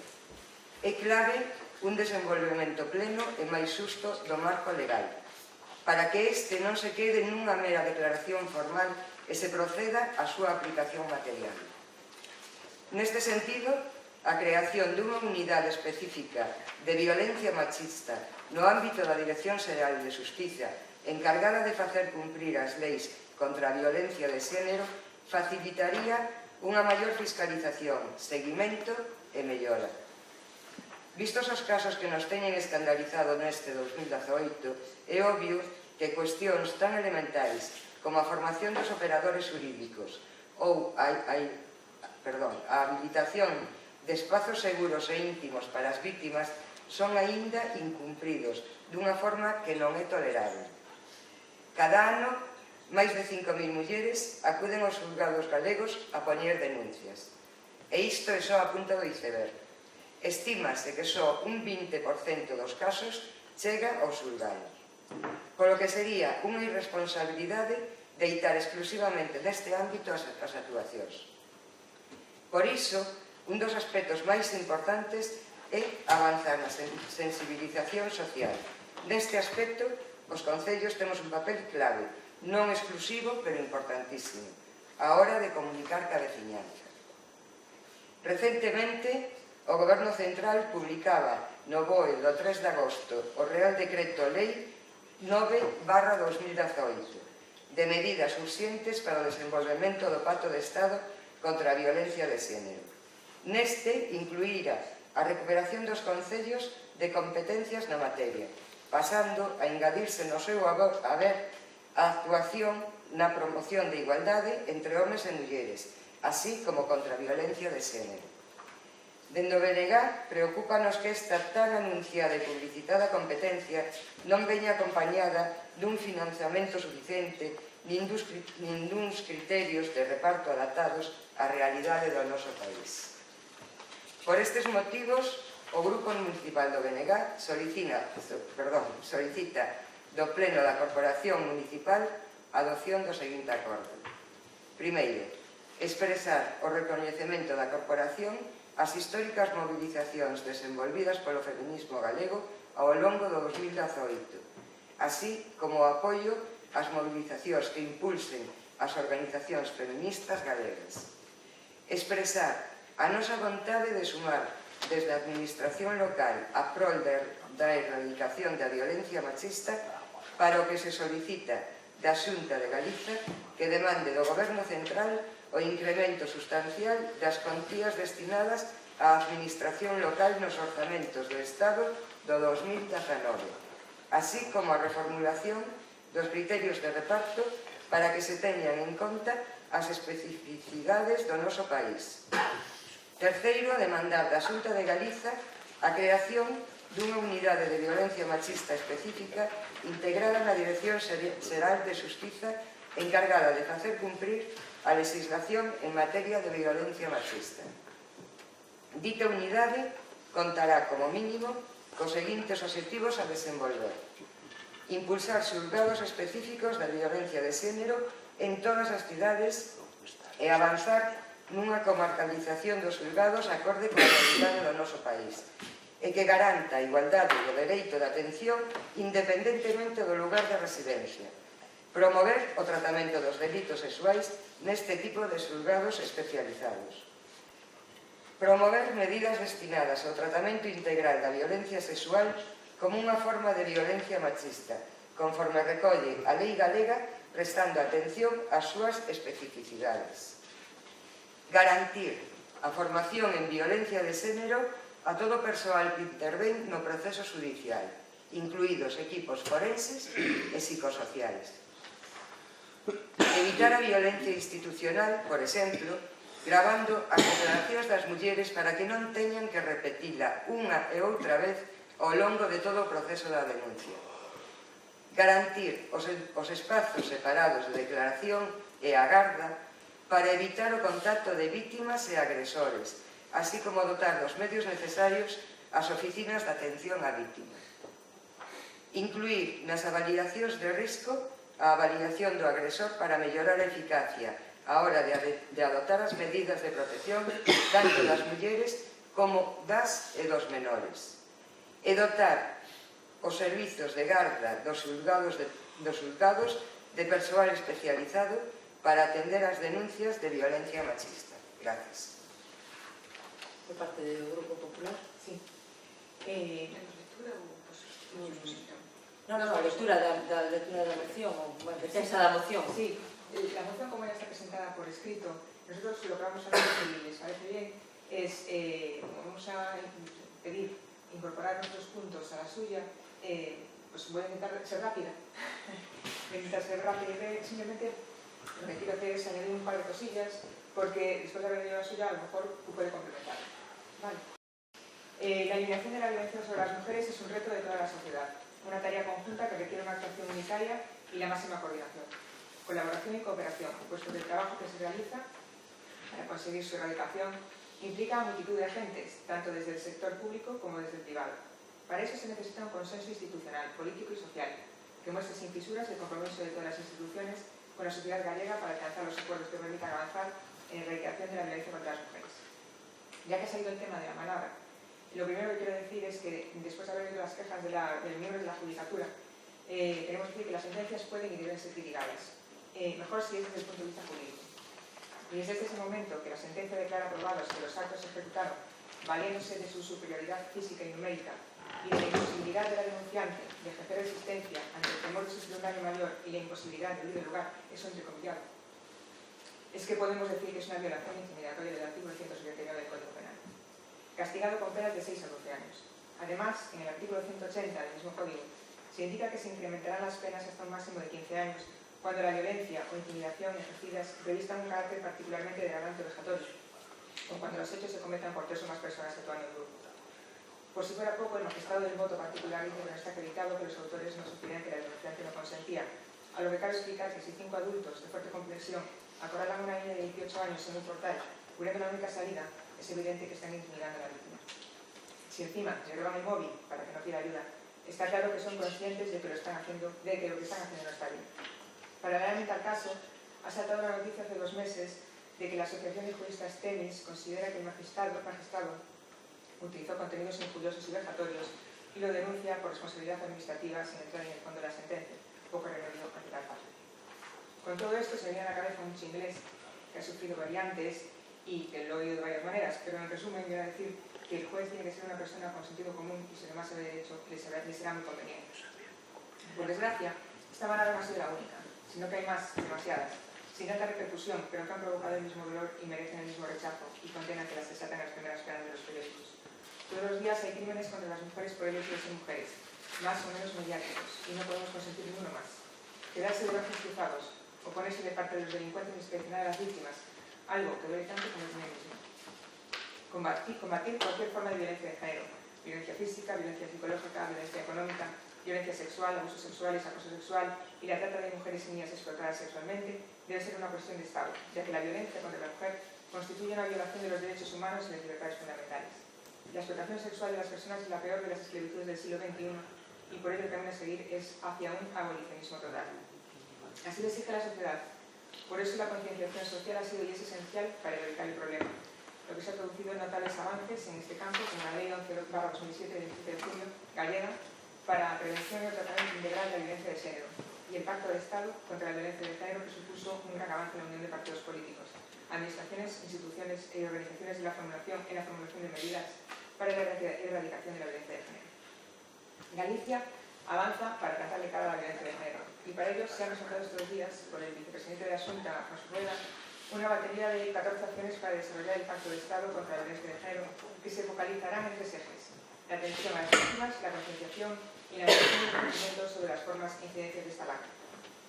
Se ampliará la red de la Liga de Apoyamiento, se reforzará el Centro de Emergencias de Vigo, se llevarán a cabo en colaboración con las federaciones de mujeres rurales programas de apoyo a las víctimas. En relación a la violencia sexual, será ampliada la cobertura a las 4 provincias del programa de intervención terapéutica con mujeres que sufrieron este tipo de agresiones en colaboración con la Fundación de Niños. Las víctimas también tendrán a su disposición estancias de tiempo libre en las que podrán participar en un programa vacacional. Asimismo, se incluye la puesta en marcha de un plan de acceso a la vivienda para víctimas. Mediante la aprobación del Plan Estratégico de Atención Integral a los menores huérfanos por causa de violencia de género, la Xunta asume los costes de ese periodo de sus madres y los huérfanos contarán con una indemnización económica, ojalá no haga falta nunca. En esta misma línea, los menores dispondrán de ayuda en todos los trámites administrativos que precisen y se facilitará atención socioeducativa integral, apoyando también a las personas que asuman su cuidado. En otro ámbito, se otorgarán incentivos a las empresas y entidades locales que contraten a mujeres víctimas durante un periodo de 12 meses. Mediante el plan de acompañamiento y asesoramiento de la víctima será implantado un protocolo único de cooperación con el objetivo principal de evitar la victimización secundaria institucional de la mujer. La Xunta impulsará programas en todos los centros educativos y acciones formativas y de sensibilización a la juventud. En lo referente a los medios de comunicación, el Gobierno gallego prevé impulsar la formación de los periodistas y habrá campañas de sensibilización en la procura de un compromiso en el tratamiento informativo de la violencia de género. También serán ampliadas las ayudas destinadas a las asociaciones de mujeres de Galicia en 300.000 euros, con la apertura de una línea específica para poner en marcha acciones concretas de prevención, fundamentalmente en el ámbito rural. Y además se reforzará la colaboración con las federaciones de mujeres rurales. Ya en el tercer apartado, la Xunta elaborará una nueva encuesta sobre la percepción de la violencia de género en Galicia, que, conforme el señor Rueda, permitirá extraer conclusiones para la orientación de las políticas públicas en este ámbito. Por todo lo anterior, el Grupo Municipal Popular del Concello de Allariz solicita del Pleno de la Corporación la adopción de los siguientes acuerdos. Instar al Gobierno del Estado a incrementar los fondos destinados al cumplimiento del Pacto de Estado en materia de violencia de género, que están asignados a los concellos para programas dirigidos a la erradicación de la violencia de género. Instar a la Xunta de Galicia a incrementar los presupuestos destinados a los concellos para programas dirigidos a la erradicación de la violencia de género. Instar al Concello de Allariz a la creación de una comisión interdepartamental municipal para el seguimiento de la aplicación de las actuaciones contra la violencia de género, así como adherirse a las campañas que la Xunta de Galicia, en colaboración con la FEGAM, pone a disposición de los concellos. Gracias. Gracias. Por parte do Partido Socialista. Todos os días do ano deben de ser 25 de novembro, data establecida pola ONU no ano 1999 como xornada reivindicativa establecida en honor das irmáns Mirabai, asesinadas polo dictador Trujillo.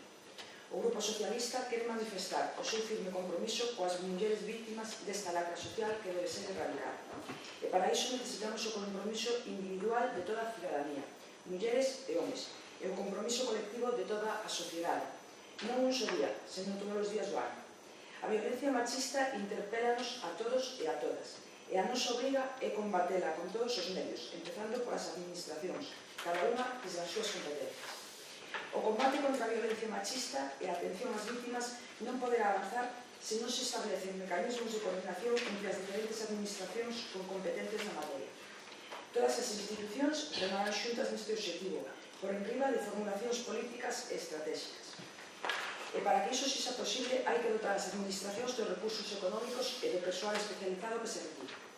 O Congreso e o Senado aprobaron hai un ano as medidas do Pacto de Estado contra a violencia de xénero, un amplio consenso entre todos os grupos políticos. Desde xuño de 2018, España conta cun novo goberno, un goberno feminista, comprometido coa igualdade e empeñado en acabar coa violencia de xénero. Da palabra pasouse aos feitos, do inmobilismo á acción, e puxéronse en funcionamento moitas das medidas do Pacto de Estado contra a violencia de xénero. Na reunión da Conferencia Sectorial de Igualdade, celebrada o 31 de xullo, a que tamén asistiron representantes da Federación Española de Municipios e Provincias, acordáronse por unanimidade os criterios para o reparto dos 100 millóns de euros correspondentes ás comunidades autónomas e cidades autónomas, previstos no Pacto do Estado, e distribuíse o fondo procedente da Delegación de Goberno contra a Violencia de Xénero de 9,5 millóns de euros. Ao mesmo xeito, aprobaronse os criterios para o reparto dos 20 millóns de euros contemplados para os concellos. O O 3 de agosto aprobouse un Real Decreto Lei que xa foi convalidado por unanimidade no Congreso dos Deputados, que primeiro devolve as competencias aos concellos na promoción da igualdade e a loita contra a violencia de xénero, establece o reparto dos 20 millóns de euros comprometidos no pacto que se lograrán ata 40 e no próximo ano.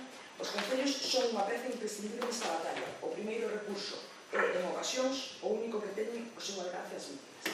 Segundo, modifica a Lei Integral contra a Violencia de Xénero para mellorar a asistencia nos procesos judiciais e facilita o acceso aos recursos de asistencia ou introducir que a acreditación de situacións de violencia pode realizarse a efectos administrativos mediante informe dos servicios sociais ou dos servicios de acollida.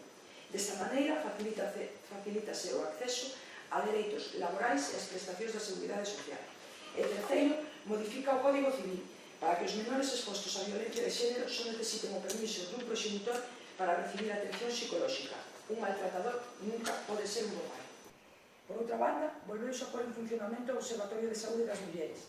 Tamén se previu solucións habitacionais para mulleres vítimas da violencia de xénero dentro do Plan Estatal de Vivenda. E o próximo curso escolar contará con materias en valores e dereitos de igualdade. Do mesmo xeito, nestes momentos, está a tramitarse no Congreso dos Deputados a proposición de lei do Grupo Parlamentario Socialista para reformar a Lei Orgánica do Poder Xudicial, co obxectivo de formar os xuíces e magistrados en materia de igualdade, así como para aumentar o número de xulgados do penal especializados en violencia machista.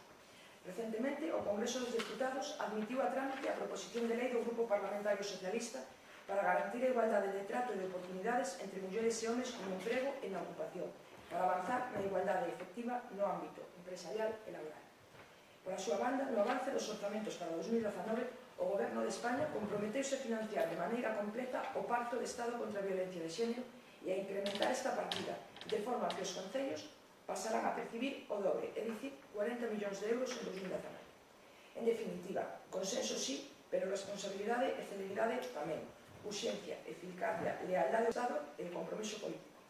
Por todo isto, desde o Grupo Municipal Socialista, propomos para a súa aprobación polo Pleno a adopción dos seguintes acordos.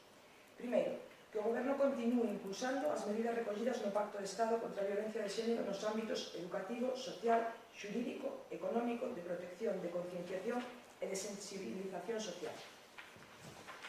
Segundo, instar as Cortes Xerais a agilizar todos os cambios legislativos impulsados polo Goberno para poder aplicar as medidas contidas no Pacto de Estado contra a Violencia de Xénero o máis axiña posible. Terceiro, instar o conxunto dos grupos parlamentarios das Cortes Xerais a tramitar os orzamentos xerais de 2019, que suporán un incremento das partidas destinadas ás comunidades autónomas e os concellos para a loita contra a violencia de xénero. Cuarto, que o Goberno inste os medios de comunicación a evitar aqueles contidos que transmitan un estereotipo de relacións de parella baseado en comportamentos machistas. E quinto, dar traslado da moción e a súa aprobación ao presidente do Goberno, a vicepresidenta do Goberno e ministra de Presidencia, Relacións coas Cortes e Igualdade, e ao presidente da Federación de España de Municipios e Provincias. Vale, pois despois da exposición de cada unha das portavoces para dar conta das mocións presentadas, vamos a dar outro turno de palabras entonces para que cada un fixa posición con respecto ás mocións presentadas polos outros grupos e faga a proposta das modificacións ou das engádegas que poda ter e que, por tanto, podamos ver se podemos chegar a un acordo e aprobar as mocións. Exactamente. Bueno, primeiro decir que estamos falando dun tema tan sensible, que a veces debater isto hasta resulta un pouco hiriente, non? Os acordos son imprescindibles, como é tamén imprescindible a batería toda esa de medidas que o Partido Popular dende a Xunta parece ser que está a cuidar o gallarse así, o gallao deseamos. Tamén é imprescindible, como decía a portavoz do Grupo Socialista, ese incremento de orzamento. É máis que imprescindible, porque estamos traballando co que temos, co mínimo. Entón sí que é máis que imprescindible. En canto aos acordos, as modificacións dos puntos con respecto aos acordos de cada moción, polo que respecta ao Partido Popular, no punto número 3, a primeira parte di instar ao Concello de Allariz a creación dunha comisión interdepartamental municipal para o seguimento da aplicación das actuacións contra a violencia de xénero. Esa primeira parte, nos non vemos a necesidade da creación desa mesa, posto que temos unha mesa de coordinación do protocolo de actuación e prevención. Entón, nesa mesa están incluídos asentes sociais de Allariz e incluso tamén da Xunta. Os asentes sociais que están incluídos, como creo que se ha coñecido por todos, pero bueno, os volvemos a relatar, son a Garda Civil, a Policía Local, a Galescola, o Colexio Infantil, primarias e o IES, o Centro de Saúde e os Servicios Sociais.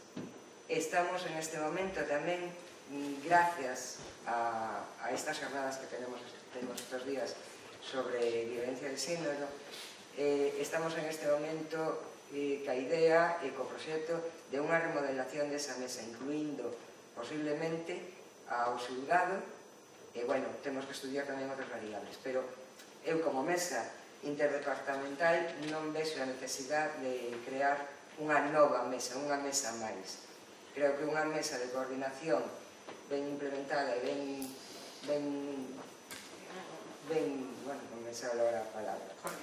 coordinado, ben levado a cabo esa coordinación, sería máis que suficiente, e este é a modificación que queremos facer no punto número 3 da súa moción.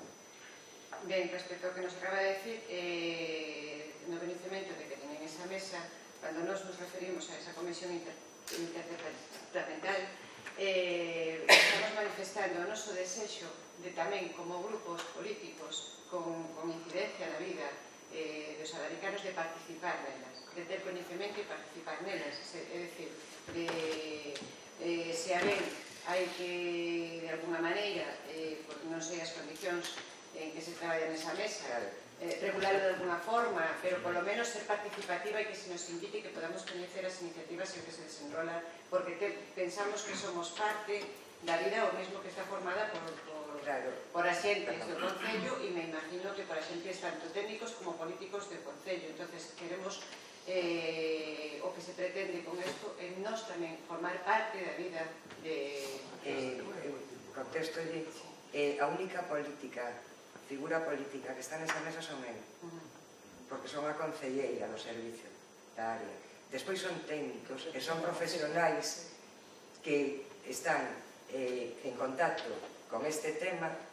Entonces, a mesa que contido ten, que fin ten? A mesa é coordinar todos os casos de violencia de xénero que se xeneren na nosa vida. Os casos que se xeneren é actuación e prevención para que non se xeneren. Pero eu mesma, como concelleira, eu non sei quenes son. Non temos que saberlo. Non podemos confundir eso, Claro, entón a mesa está formada por profesionais.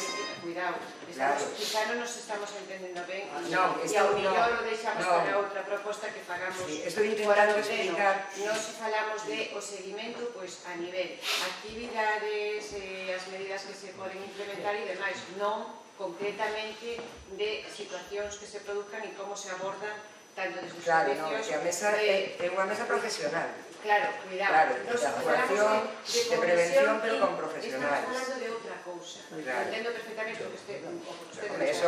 Estamos en falando de algún unha momento... comisión interdepartamental na que estemos representados os grupos políticos, os colexios, os agentes sociais e...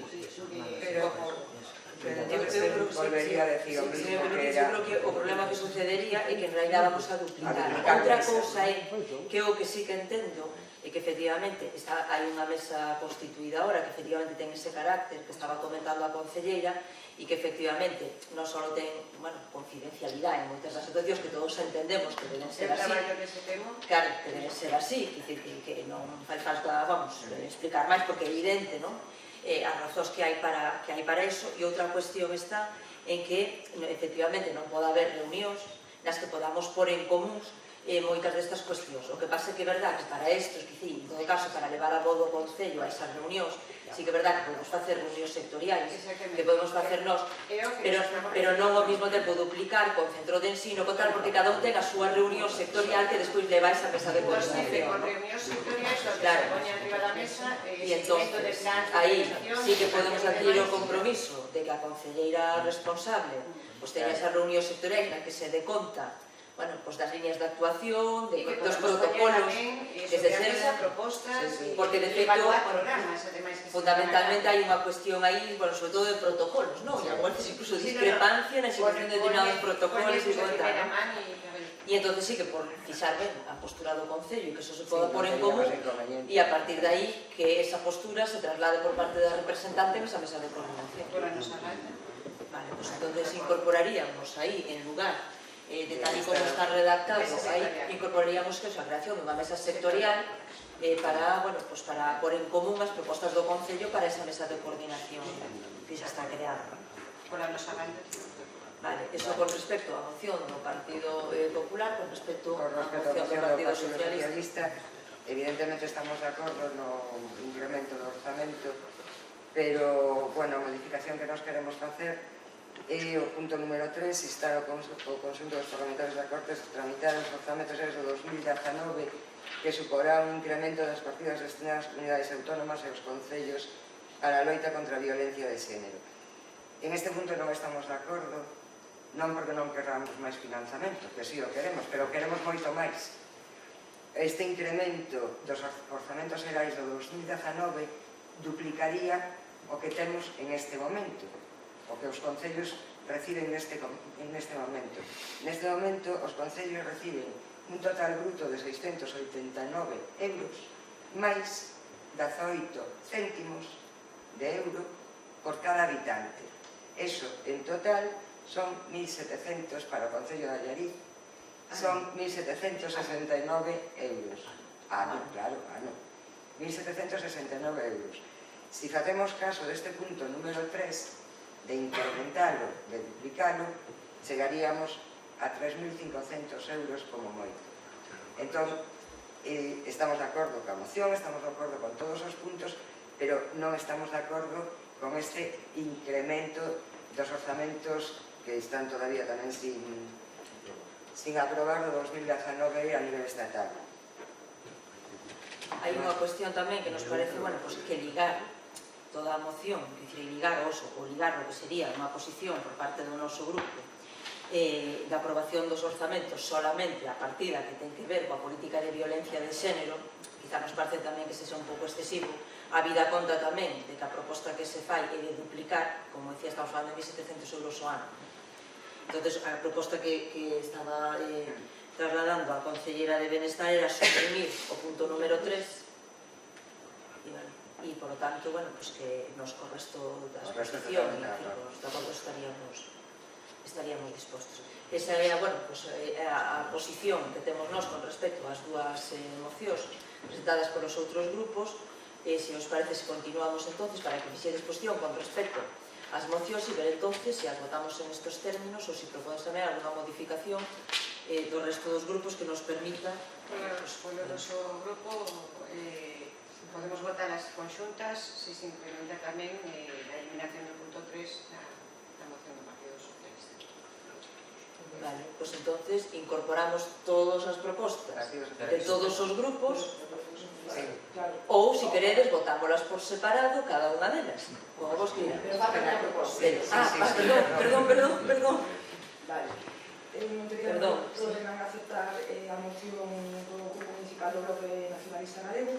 En cuanto á moción presentada polo Partido Popular, quero facer uns pequenos matices. Fálase moito de consenso, de coordinación, de colaboración e de cooperación, de ser que o papel aguanta todo.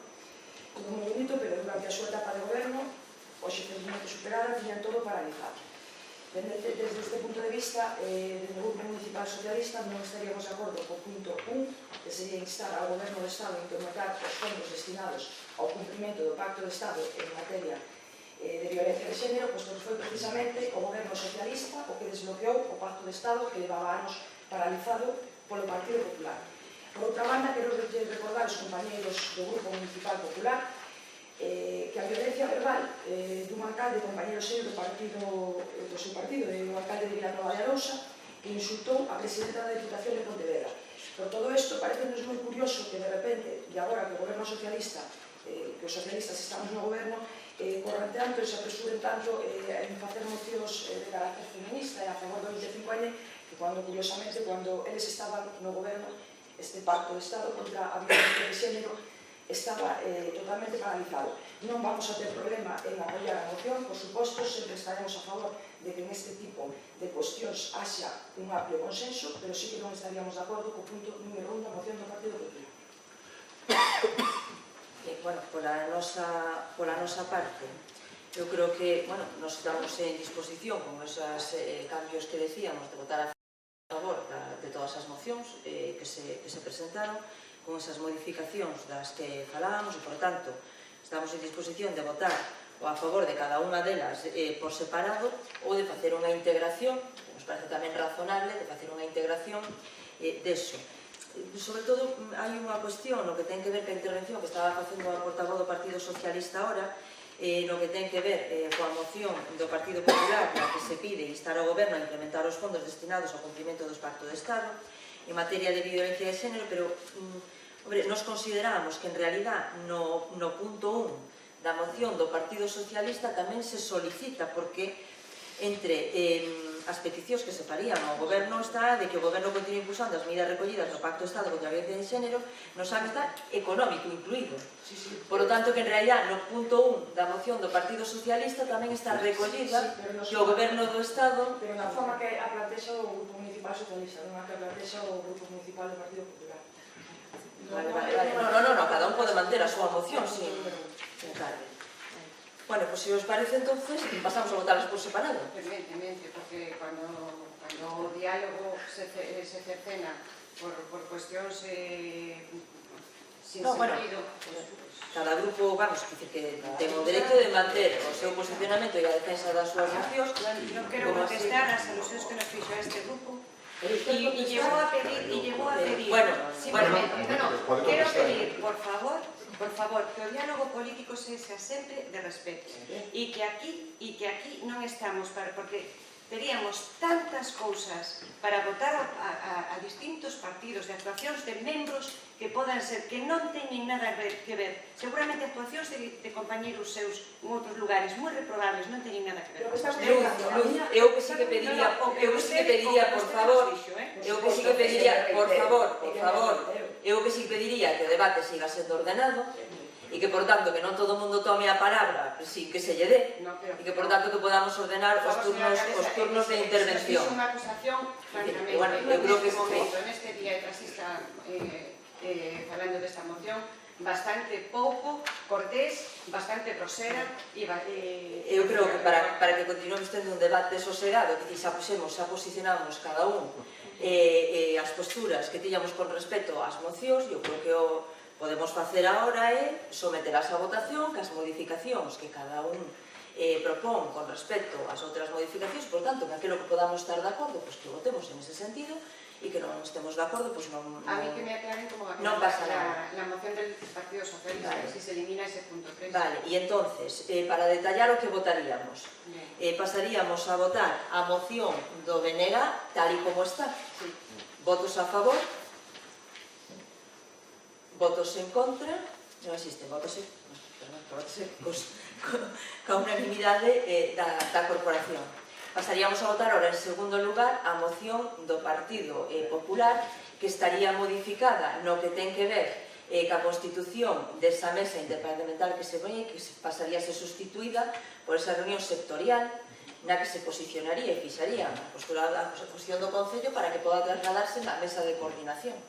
E, por lo tanto, con esa modificación podemos sometela a votación, entonces, votos a favor. Unha cuestión, alcaldesa, se mantén o sea, o cambio só acepta o punto 3, non o 1. Na nosa proposta, sí, e eles aceptan esa proposta.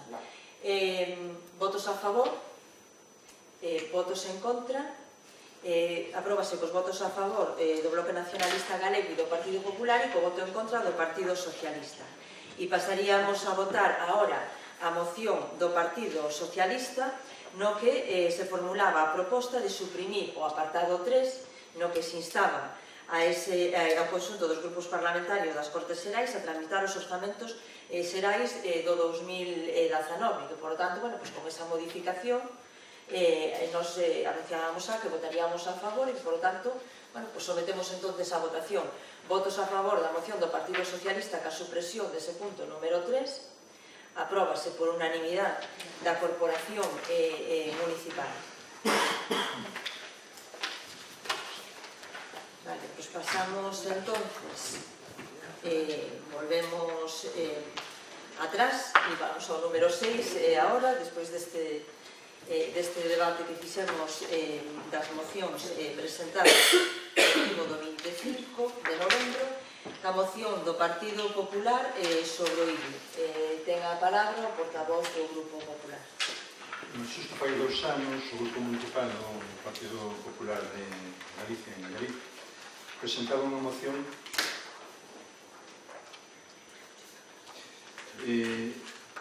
sobre o imposto de inmóviles en que solicitaba a revisión da regularización feita entre 2011 e 2014 e a anulación do incremento de valores catastrais con entrada en vigor no ano 2017. Os dous principais obxectivos solamente se materializou o primeiro deles parcialmente, no cal nos felicitamos, e permítanos que nos felicitemos, xa que de 17.384 recibos de Urbana en 2016 pasouse a 15.202 recibos en 2017. Isto significa que máis de 2.000 recibos que non debían figurar en catastro, tal como nos decíamos, se deron de baixa. Algo é algo, faltan máis. O que non podíamos conseguir polo negativo do anterior alcalde, tamén podemos criticar, que non se pode louvar, que non se pode criticar, evidentemente, civilizadamente, razonablemente, foi anular a última subida dos valores catastrais solicitadas por el mesmo. O anterior alcalde do BNG, nos anos 2013, 2014, 2015 e 2016, solicitou directamente a catastro sen pasar polo pleno do Concello. Isto se o dixemos no 2016 e volvemos a dicir ora, sen pasar polo pleno do Concello, solicitou a subida dos valores catastrais, dando como resultado que as cotas a pagar como recibos de 2017 foron un 65% maiores que en o ano 2012. En este momento, o Grupo Municipal Popular solicita, como se ten feito en outros concellos, unha rebaixa do 10% dos valores catastrais. Entón, polo exposto, o Grupo Municipal do Partido Popular de Galicia e Nayarit propón solicitar a Xerencia Territorial de Catastro que complete a revisión da regularización feita entre 2011 e 2014 para dar de baixa todas as construccións ruinosas ou con un estado de edificación moi deficiente, porque, digamos, a baixa de 2000 non é suficiente, hai máis construccións en esa situación.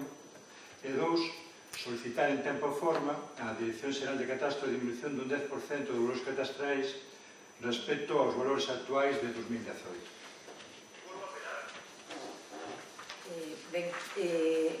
Vamos a fixar posición os diferentes grupos por orden que temos acordado. Efectivamente, a Xerencia Territorial do Catastro relacionou aqueles concellos que tiñan unha ponencia de valores antigua, como detallaba na moción o portavoz do Partido Popular, a nosa do ano 99, e que, por tanto, unha vez relacionado aqueles concellos que tiñan unha ponencia de valores antigua de máis de 10 anos e que, por tanto, que debía ser regularizada, xestionada e, por tanto, ter unha nova ponencia de valores, o que fixo foi comunicar esa relación de concellos entre os que estaba o Concello de Nayarit, por ter esa ponencia de valores, como decía, do ano 99, para que pasáramos por cada concello a facer a solicitude de actualización por parte do catastro desa ponencia de valores. Efectivamente, todos os concellos que estábamos en esa relación da Xerencia Territorial do Catastro solicitamos que, efectivamente, tal e como se nos decía por parte da Xerencia Territorial, se procedera a esa regularización e todos e cada un dos que o fixemos, e de feito esta semana tuvemos unha reunión no catastro o luns a unha do mediodía con boa parte desos concellos que estábamos en esa mesma situación e nas que se nos pasou a detallar cual era a situación actual. Por iso eu anuncio que nos vamos a votar en contra desta moción, porque por parte do catastro se nos detallou cual iba a ser o procedimento que se iba a seguir agora para este proceso, non? E que, por lo tanto, que agora iba a ser, bueno, pues, bueno, xa non estaba sendo ahora o habitual, non? Que se fixeran ponencias de valores novos, porque efectivamente, como eles decían, son moi costosas, que dicir, moi laboriosas, e que, por lo tanto, que as regularizacións non se iban a facer por esa vía, sino que o que se iba a implementar, e era o que se nos presentaba para a asignatura, ademais do novo convenio co catastro, a xestión destas regularizacións a través do mapa de xestión que denominaban, e, por tanto, que a implementación deste novo método que permitiría que nunha mesma plataforma estivéramos en tempo real todas as administracións implementando aqueles cambios que teñen que ver con ese valor catastral e con esas regularizacións que se van a producir. Pois, por un exemplo, efectivamente, unha casa que este declarada en estado de ruína, que se subiría a esa plataforma e en ese sistema a través dese convenio que asinaríamos, igual que unha cédula de ocupación, que a licencia de ocupación, ou igual que cualquiera das outras casuísticas que pasaría, non?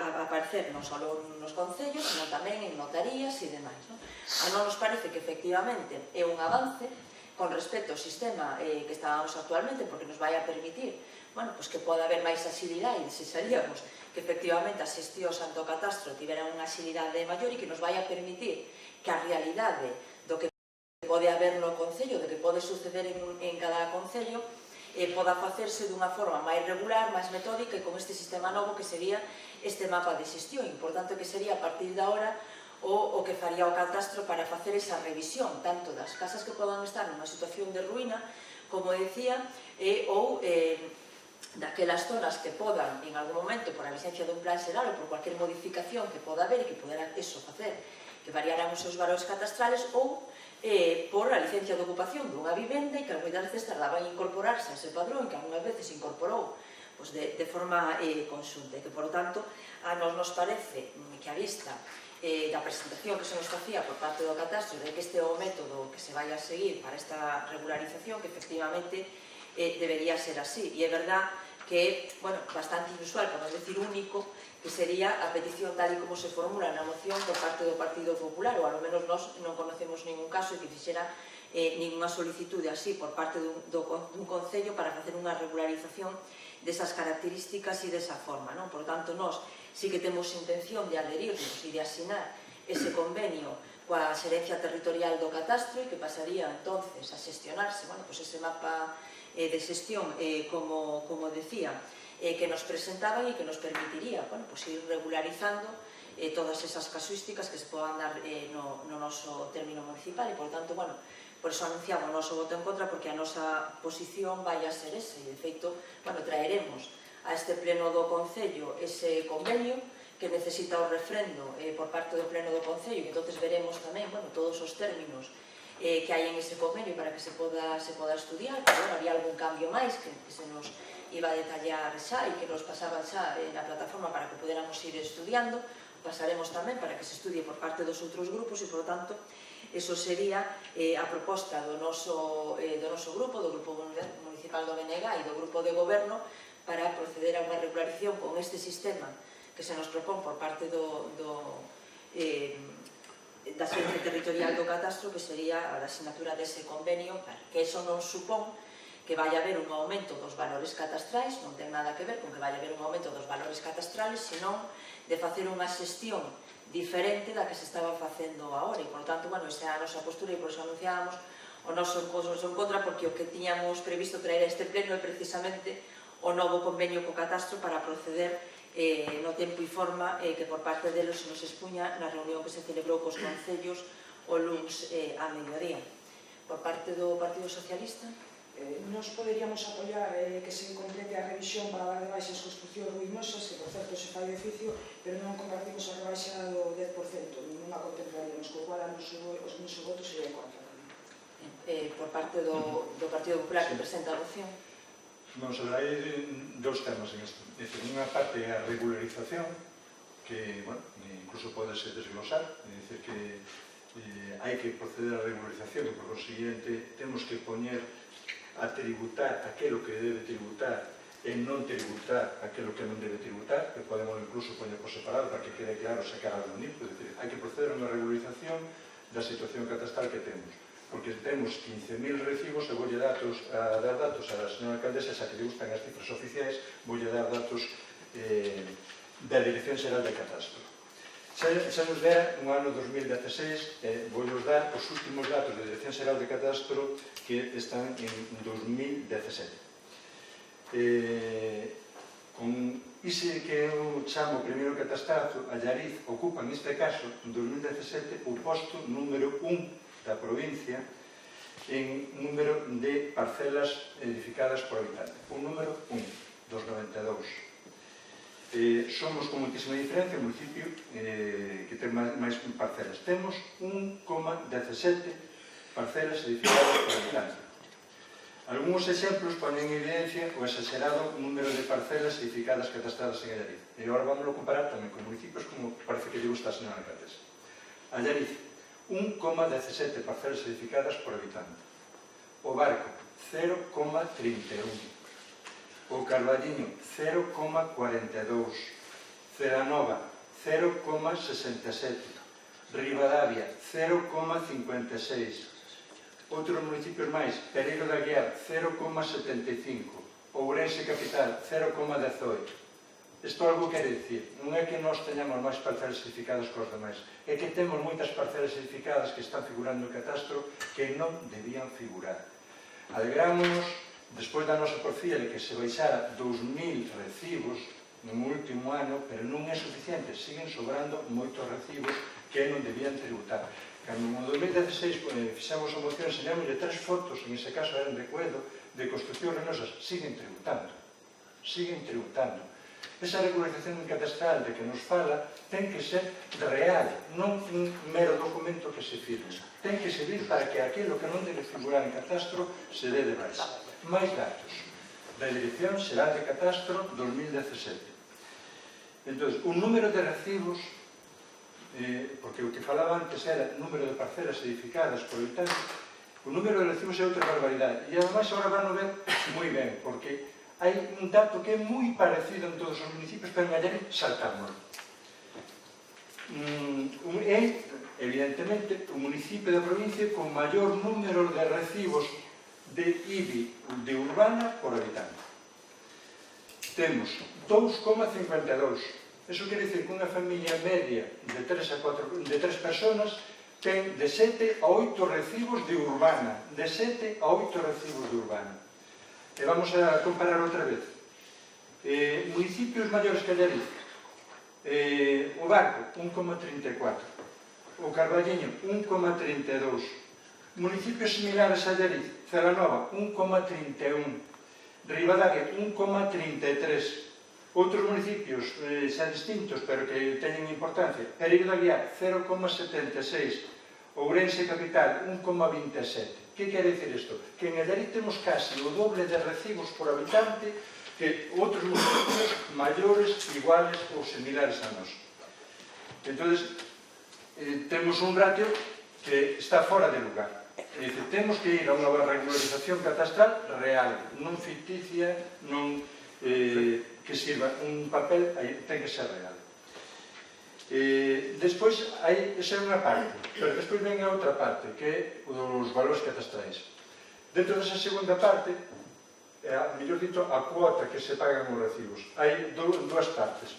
En 2016, Allariz tiña un tipo impositivo do 0,40. 6 anos despois, con esa idea de altibaixos, é dicir, no 2012, o tipo impositivo en Allariz era o 0,50.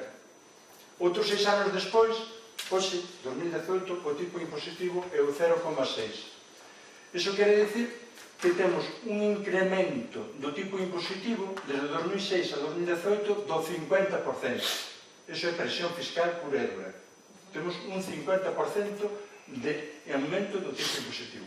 Pero non só iso, co que falábamos antes, da solicitude de actualización dos valores solicitada por o anterior alcalde, é unha pequena corrección. Esa actualización era voluntaria. É dicir, os concellos aos que se lle comunicou que podían actualizar era que podían actualizar. De feito, Allariz foi o único concello da provincia que pediu 4 actualizacións consecutivas. 4, o único. Entonces, dos que están en situación como Allariz, con ponencia como Allariz, foi o único. A solicitud de actualización foi voluntaria. Entón, pediuse desde aquí porque interesaban subir os valores catastrais. E, de feito, unha das condicións para poder subir o valor catastral, a segunda que establece a lei, era de que os valores catastrais non excederan do RM respecto ao valor de mercado, é dicir, do 50% do valor de mercado. En Allariz, moitos recibos superan o 50% do valor de mercado. Moitos. E esa é unha condición indispensable para poder subir os valores. Entón, se pedimos unha suba dos valores, temos que comprobar que o resultado cumple todas as condicións. E unha das condicións era de que non excedera o valor de referencia ao mercado. En Allariz, súbese ese valor de referencia. É dicir, que a actualización non era obligatoria e, encima, tiña que cumplir unha serie de condicións.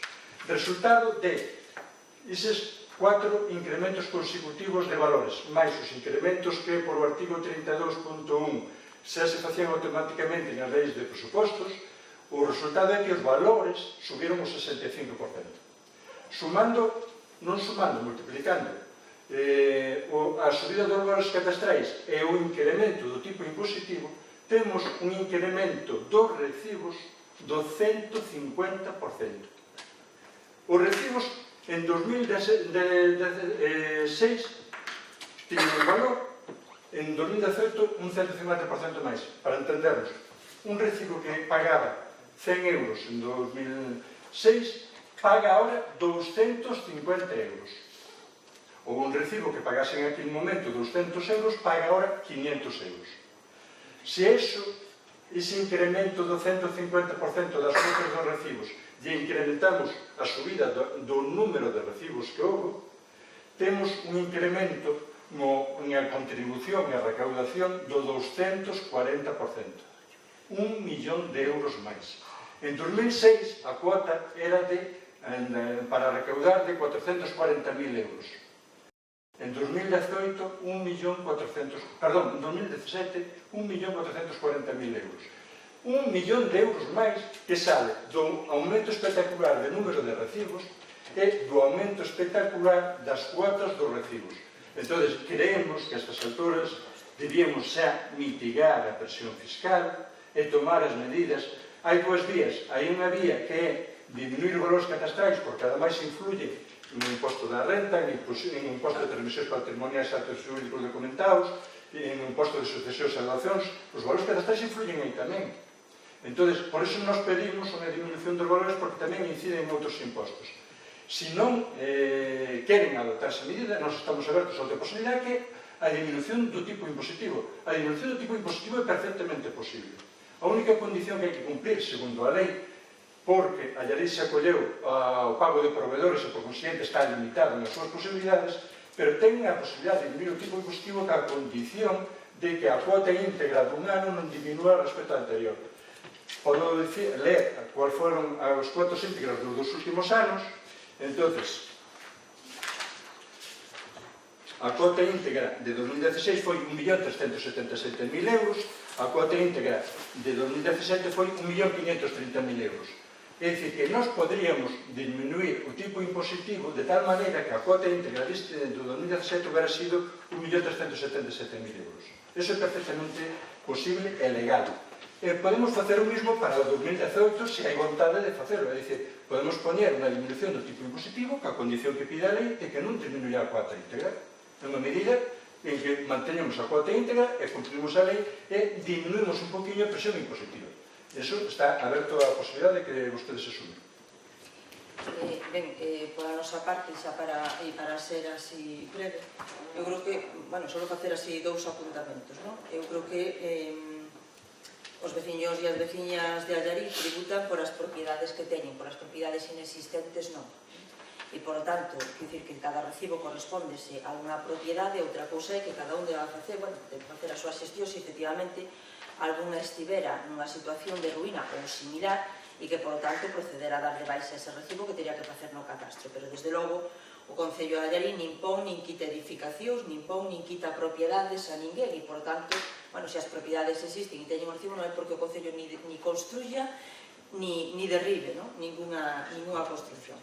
E pois solo decir con respecto á presión fiscal, e como seguimos falando de datos oficiais, que os datos oficiais do Ministerio de Facenda para o Concello de Allarín sitúan a presión fiscal por habitante en 565,96 euros, inferior ao rango de municipios de similar tamaño, non o digo eu, o dice o Ministerio, e inferior tamén á media estatal, e que, por tanto, os cálculos de presión fiscal non os facemos cada un dependendo do que nos interese ou non nos interese meter nas tasas e nos impostos, sino que, fai un cálculo e que, por tanto, Allarín, segundo os datos oficiais, está situado por debaixo dos concellos do seu rango e por debaixo da media estatal, e, por tanto, nos creemos que, como xa se falou, cando se presentou efectivamente a moción no 2016 e que foi debatida tamén ampliamente,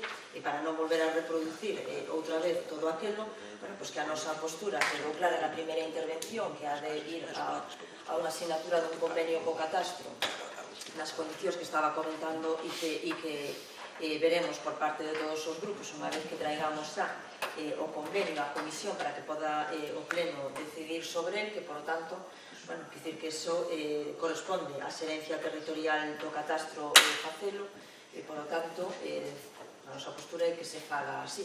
Por parte do Partido Socialista, non hai máis cuestións, pois entón sometemos a votación a moción do Partido Popular, votos en contra.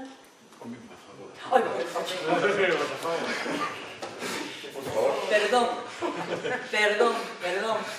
A moción presentada polo Partido Popular e, por lo tanto, votos a favor da moción, 3 votos do Partido Popular, votos en contra, os votos do Partido Municipal, do Grupo Municipal do BNG e do Partido Socialista. Por lo tanto, non se aproba a moción presentada.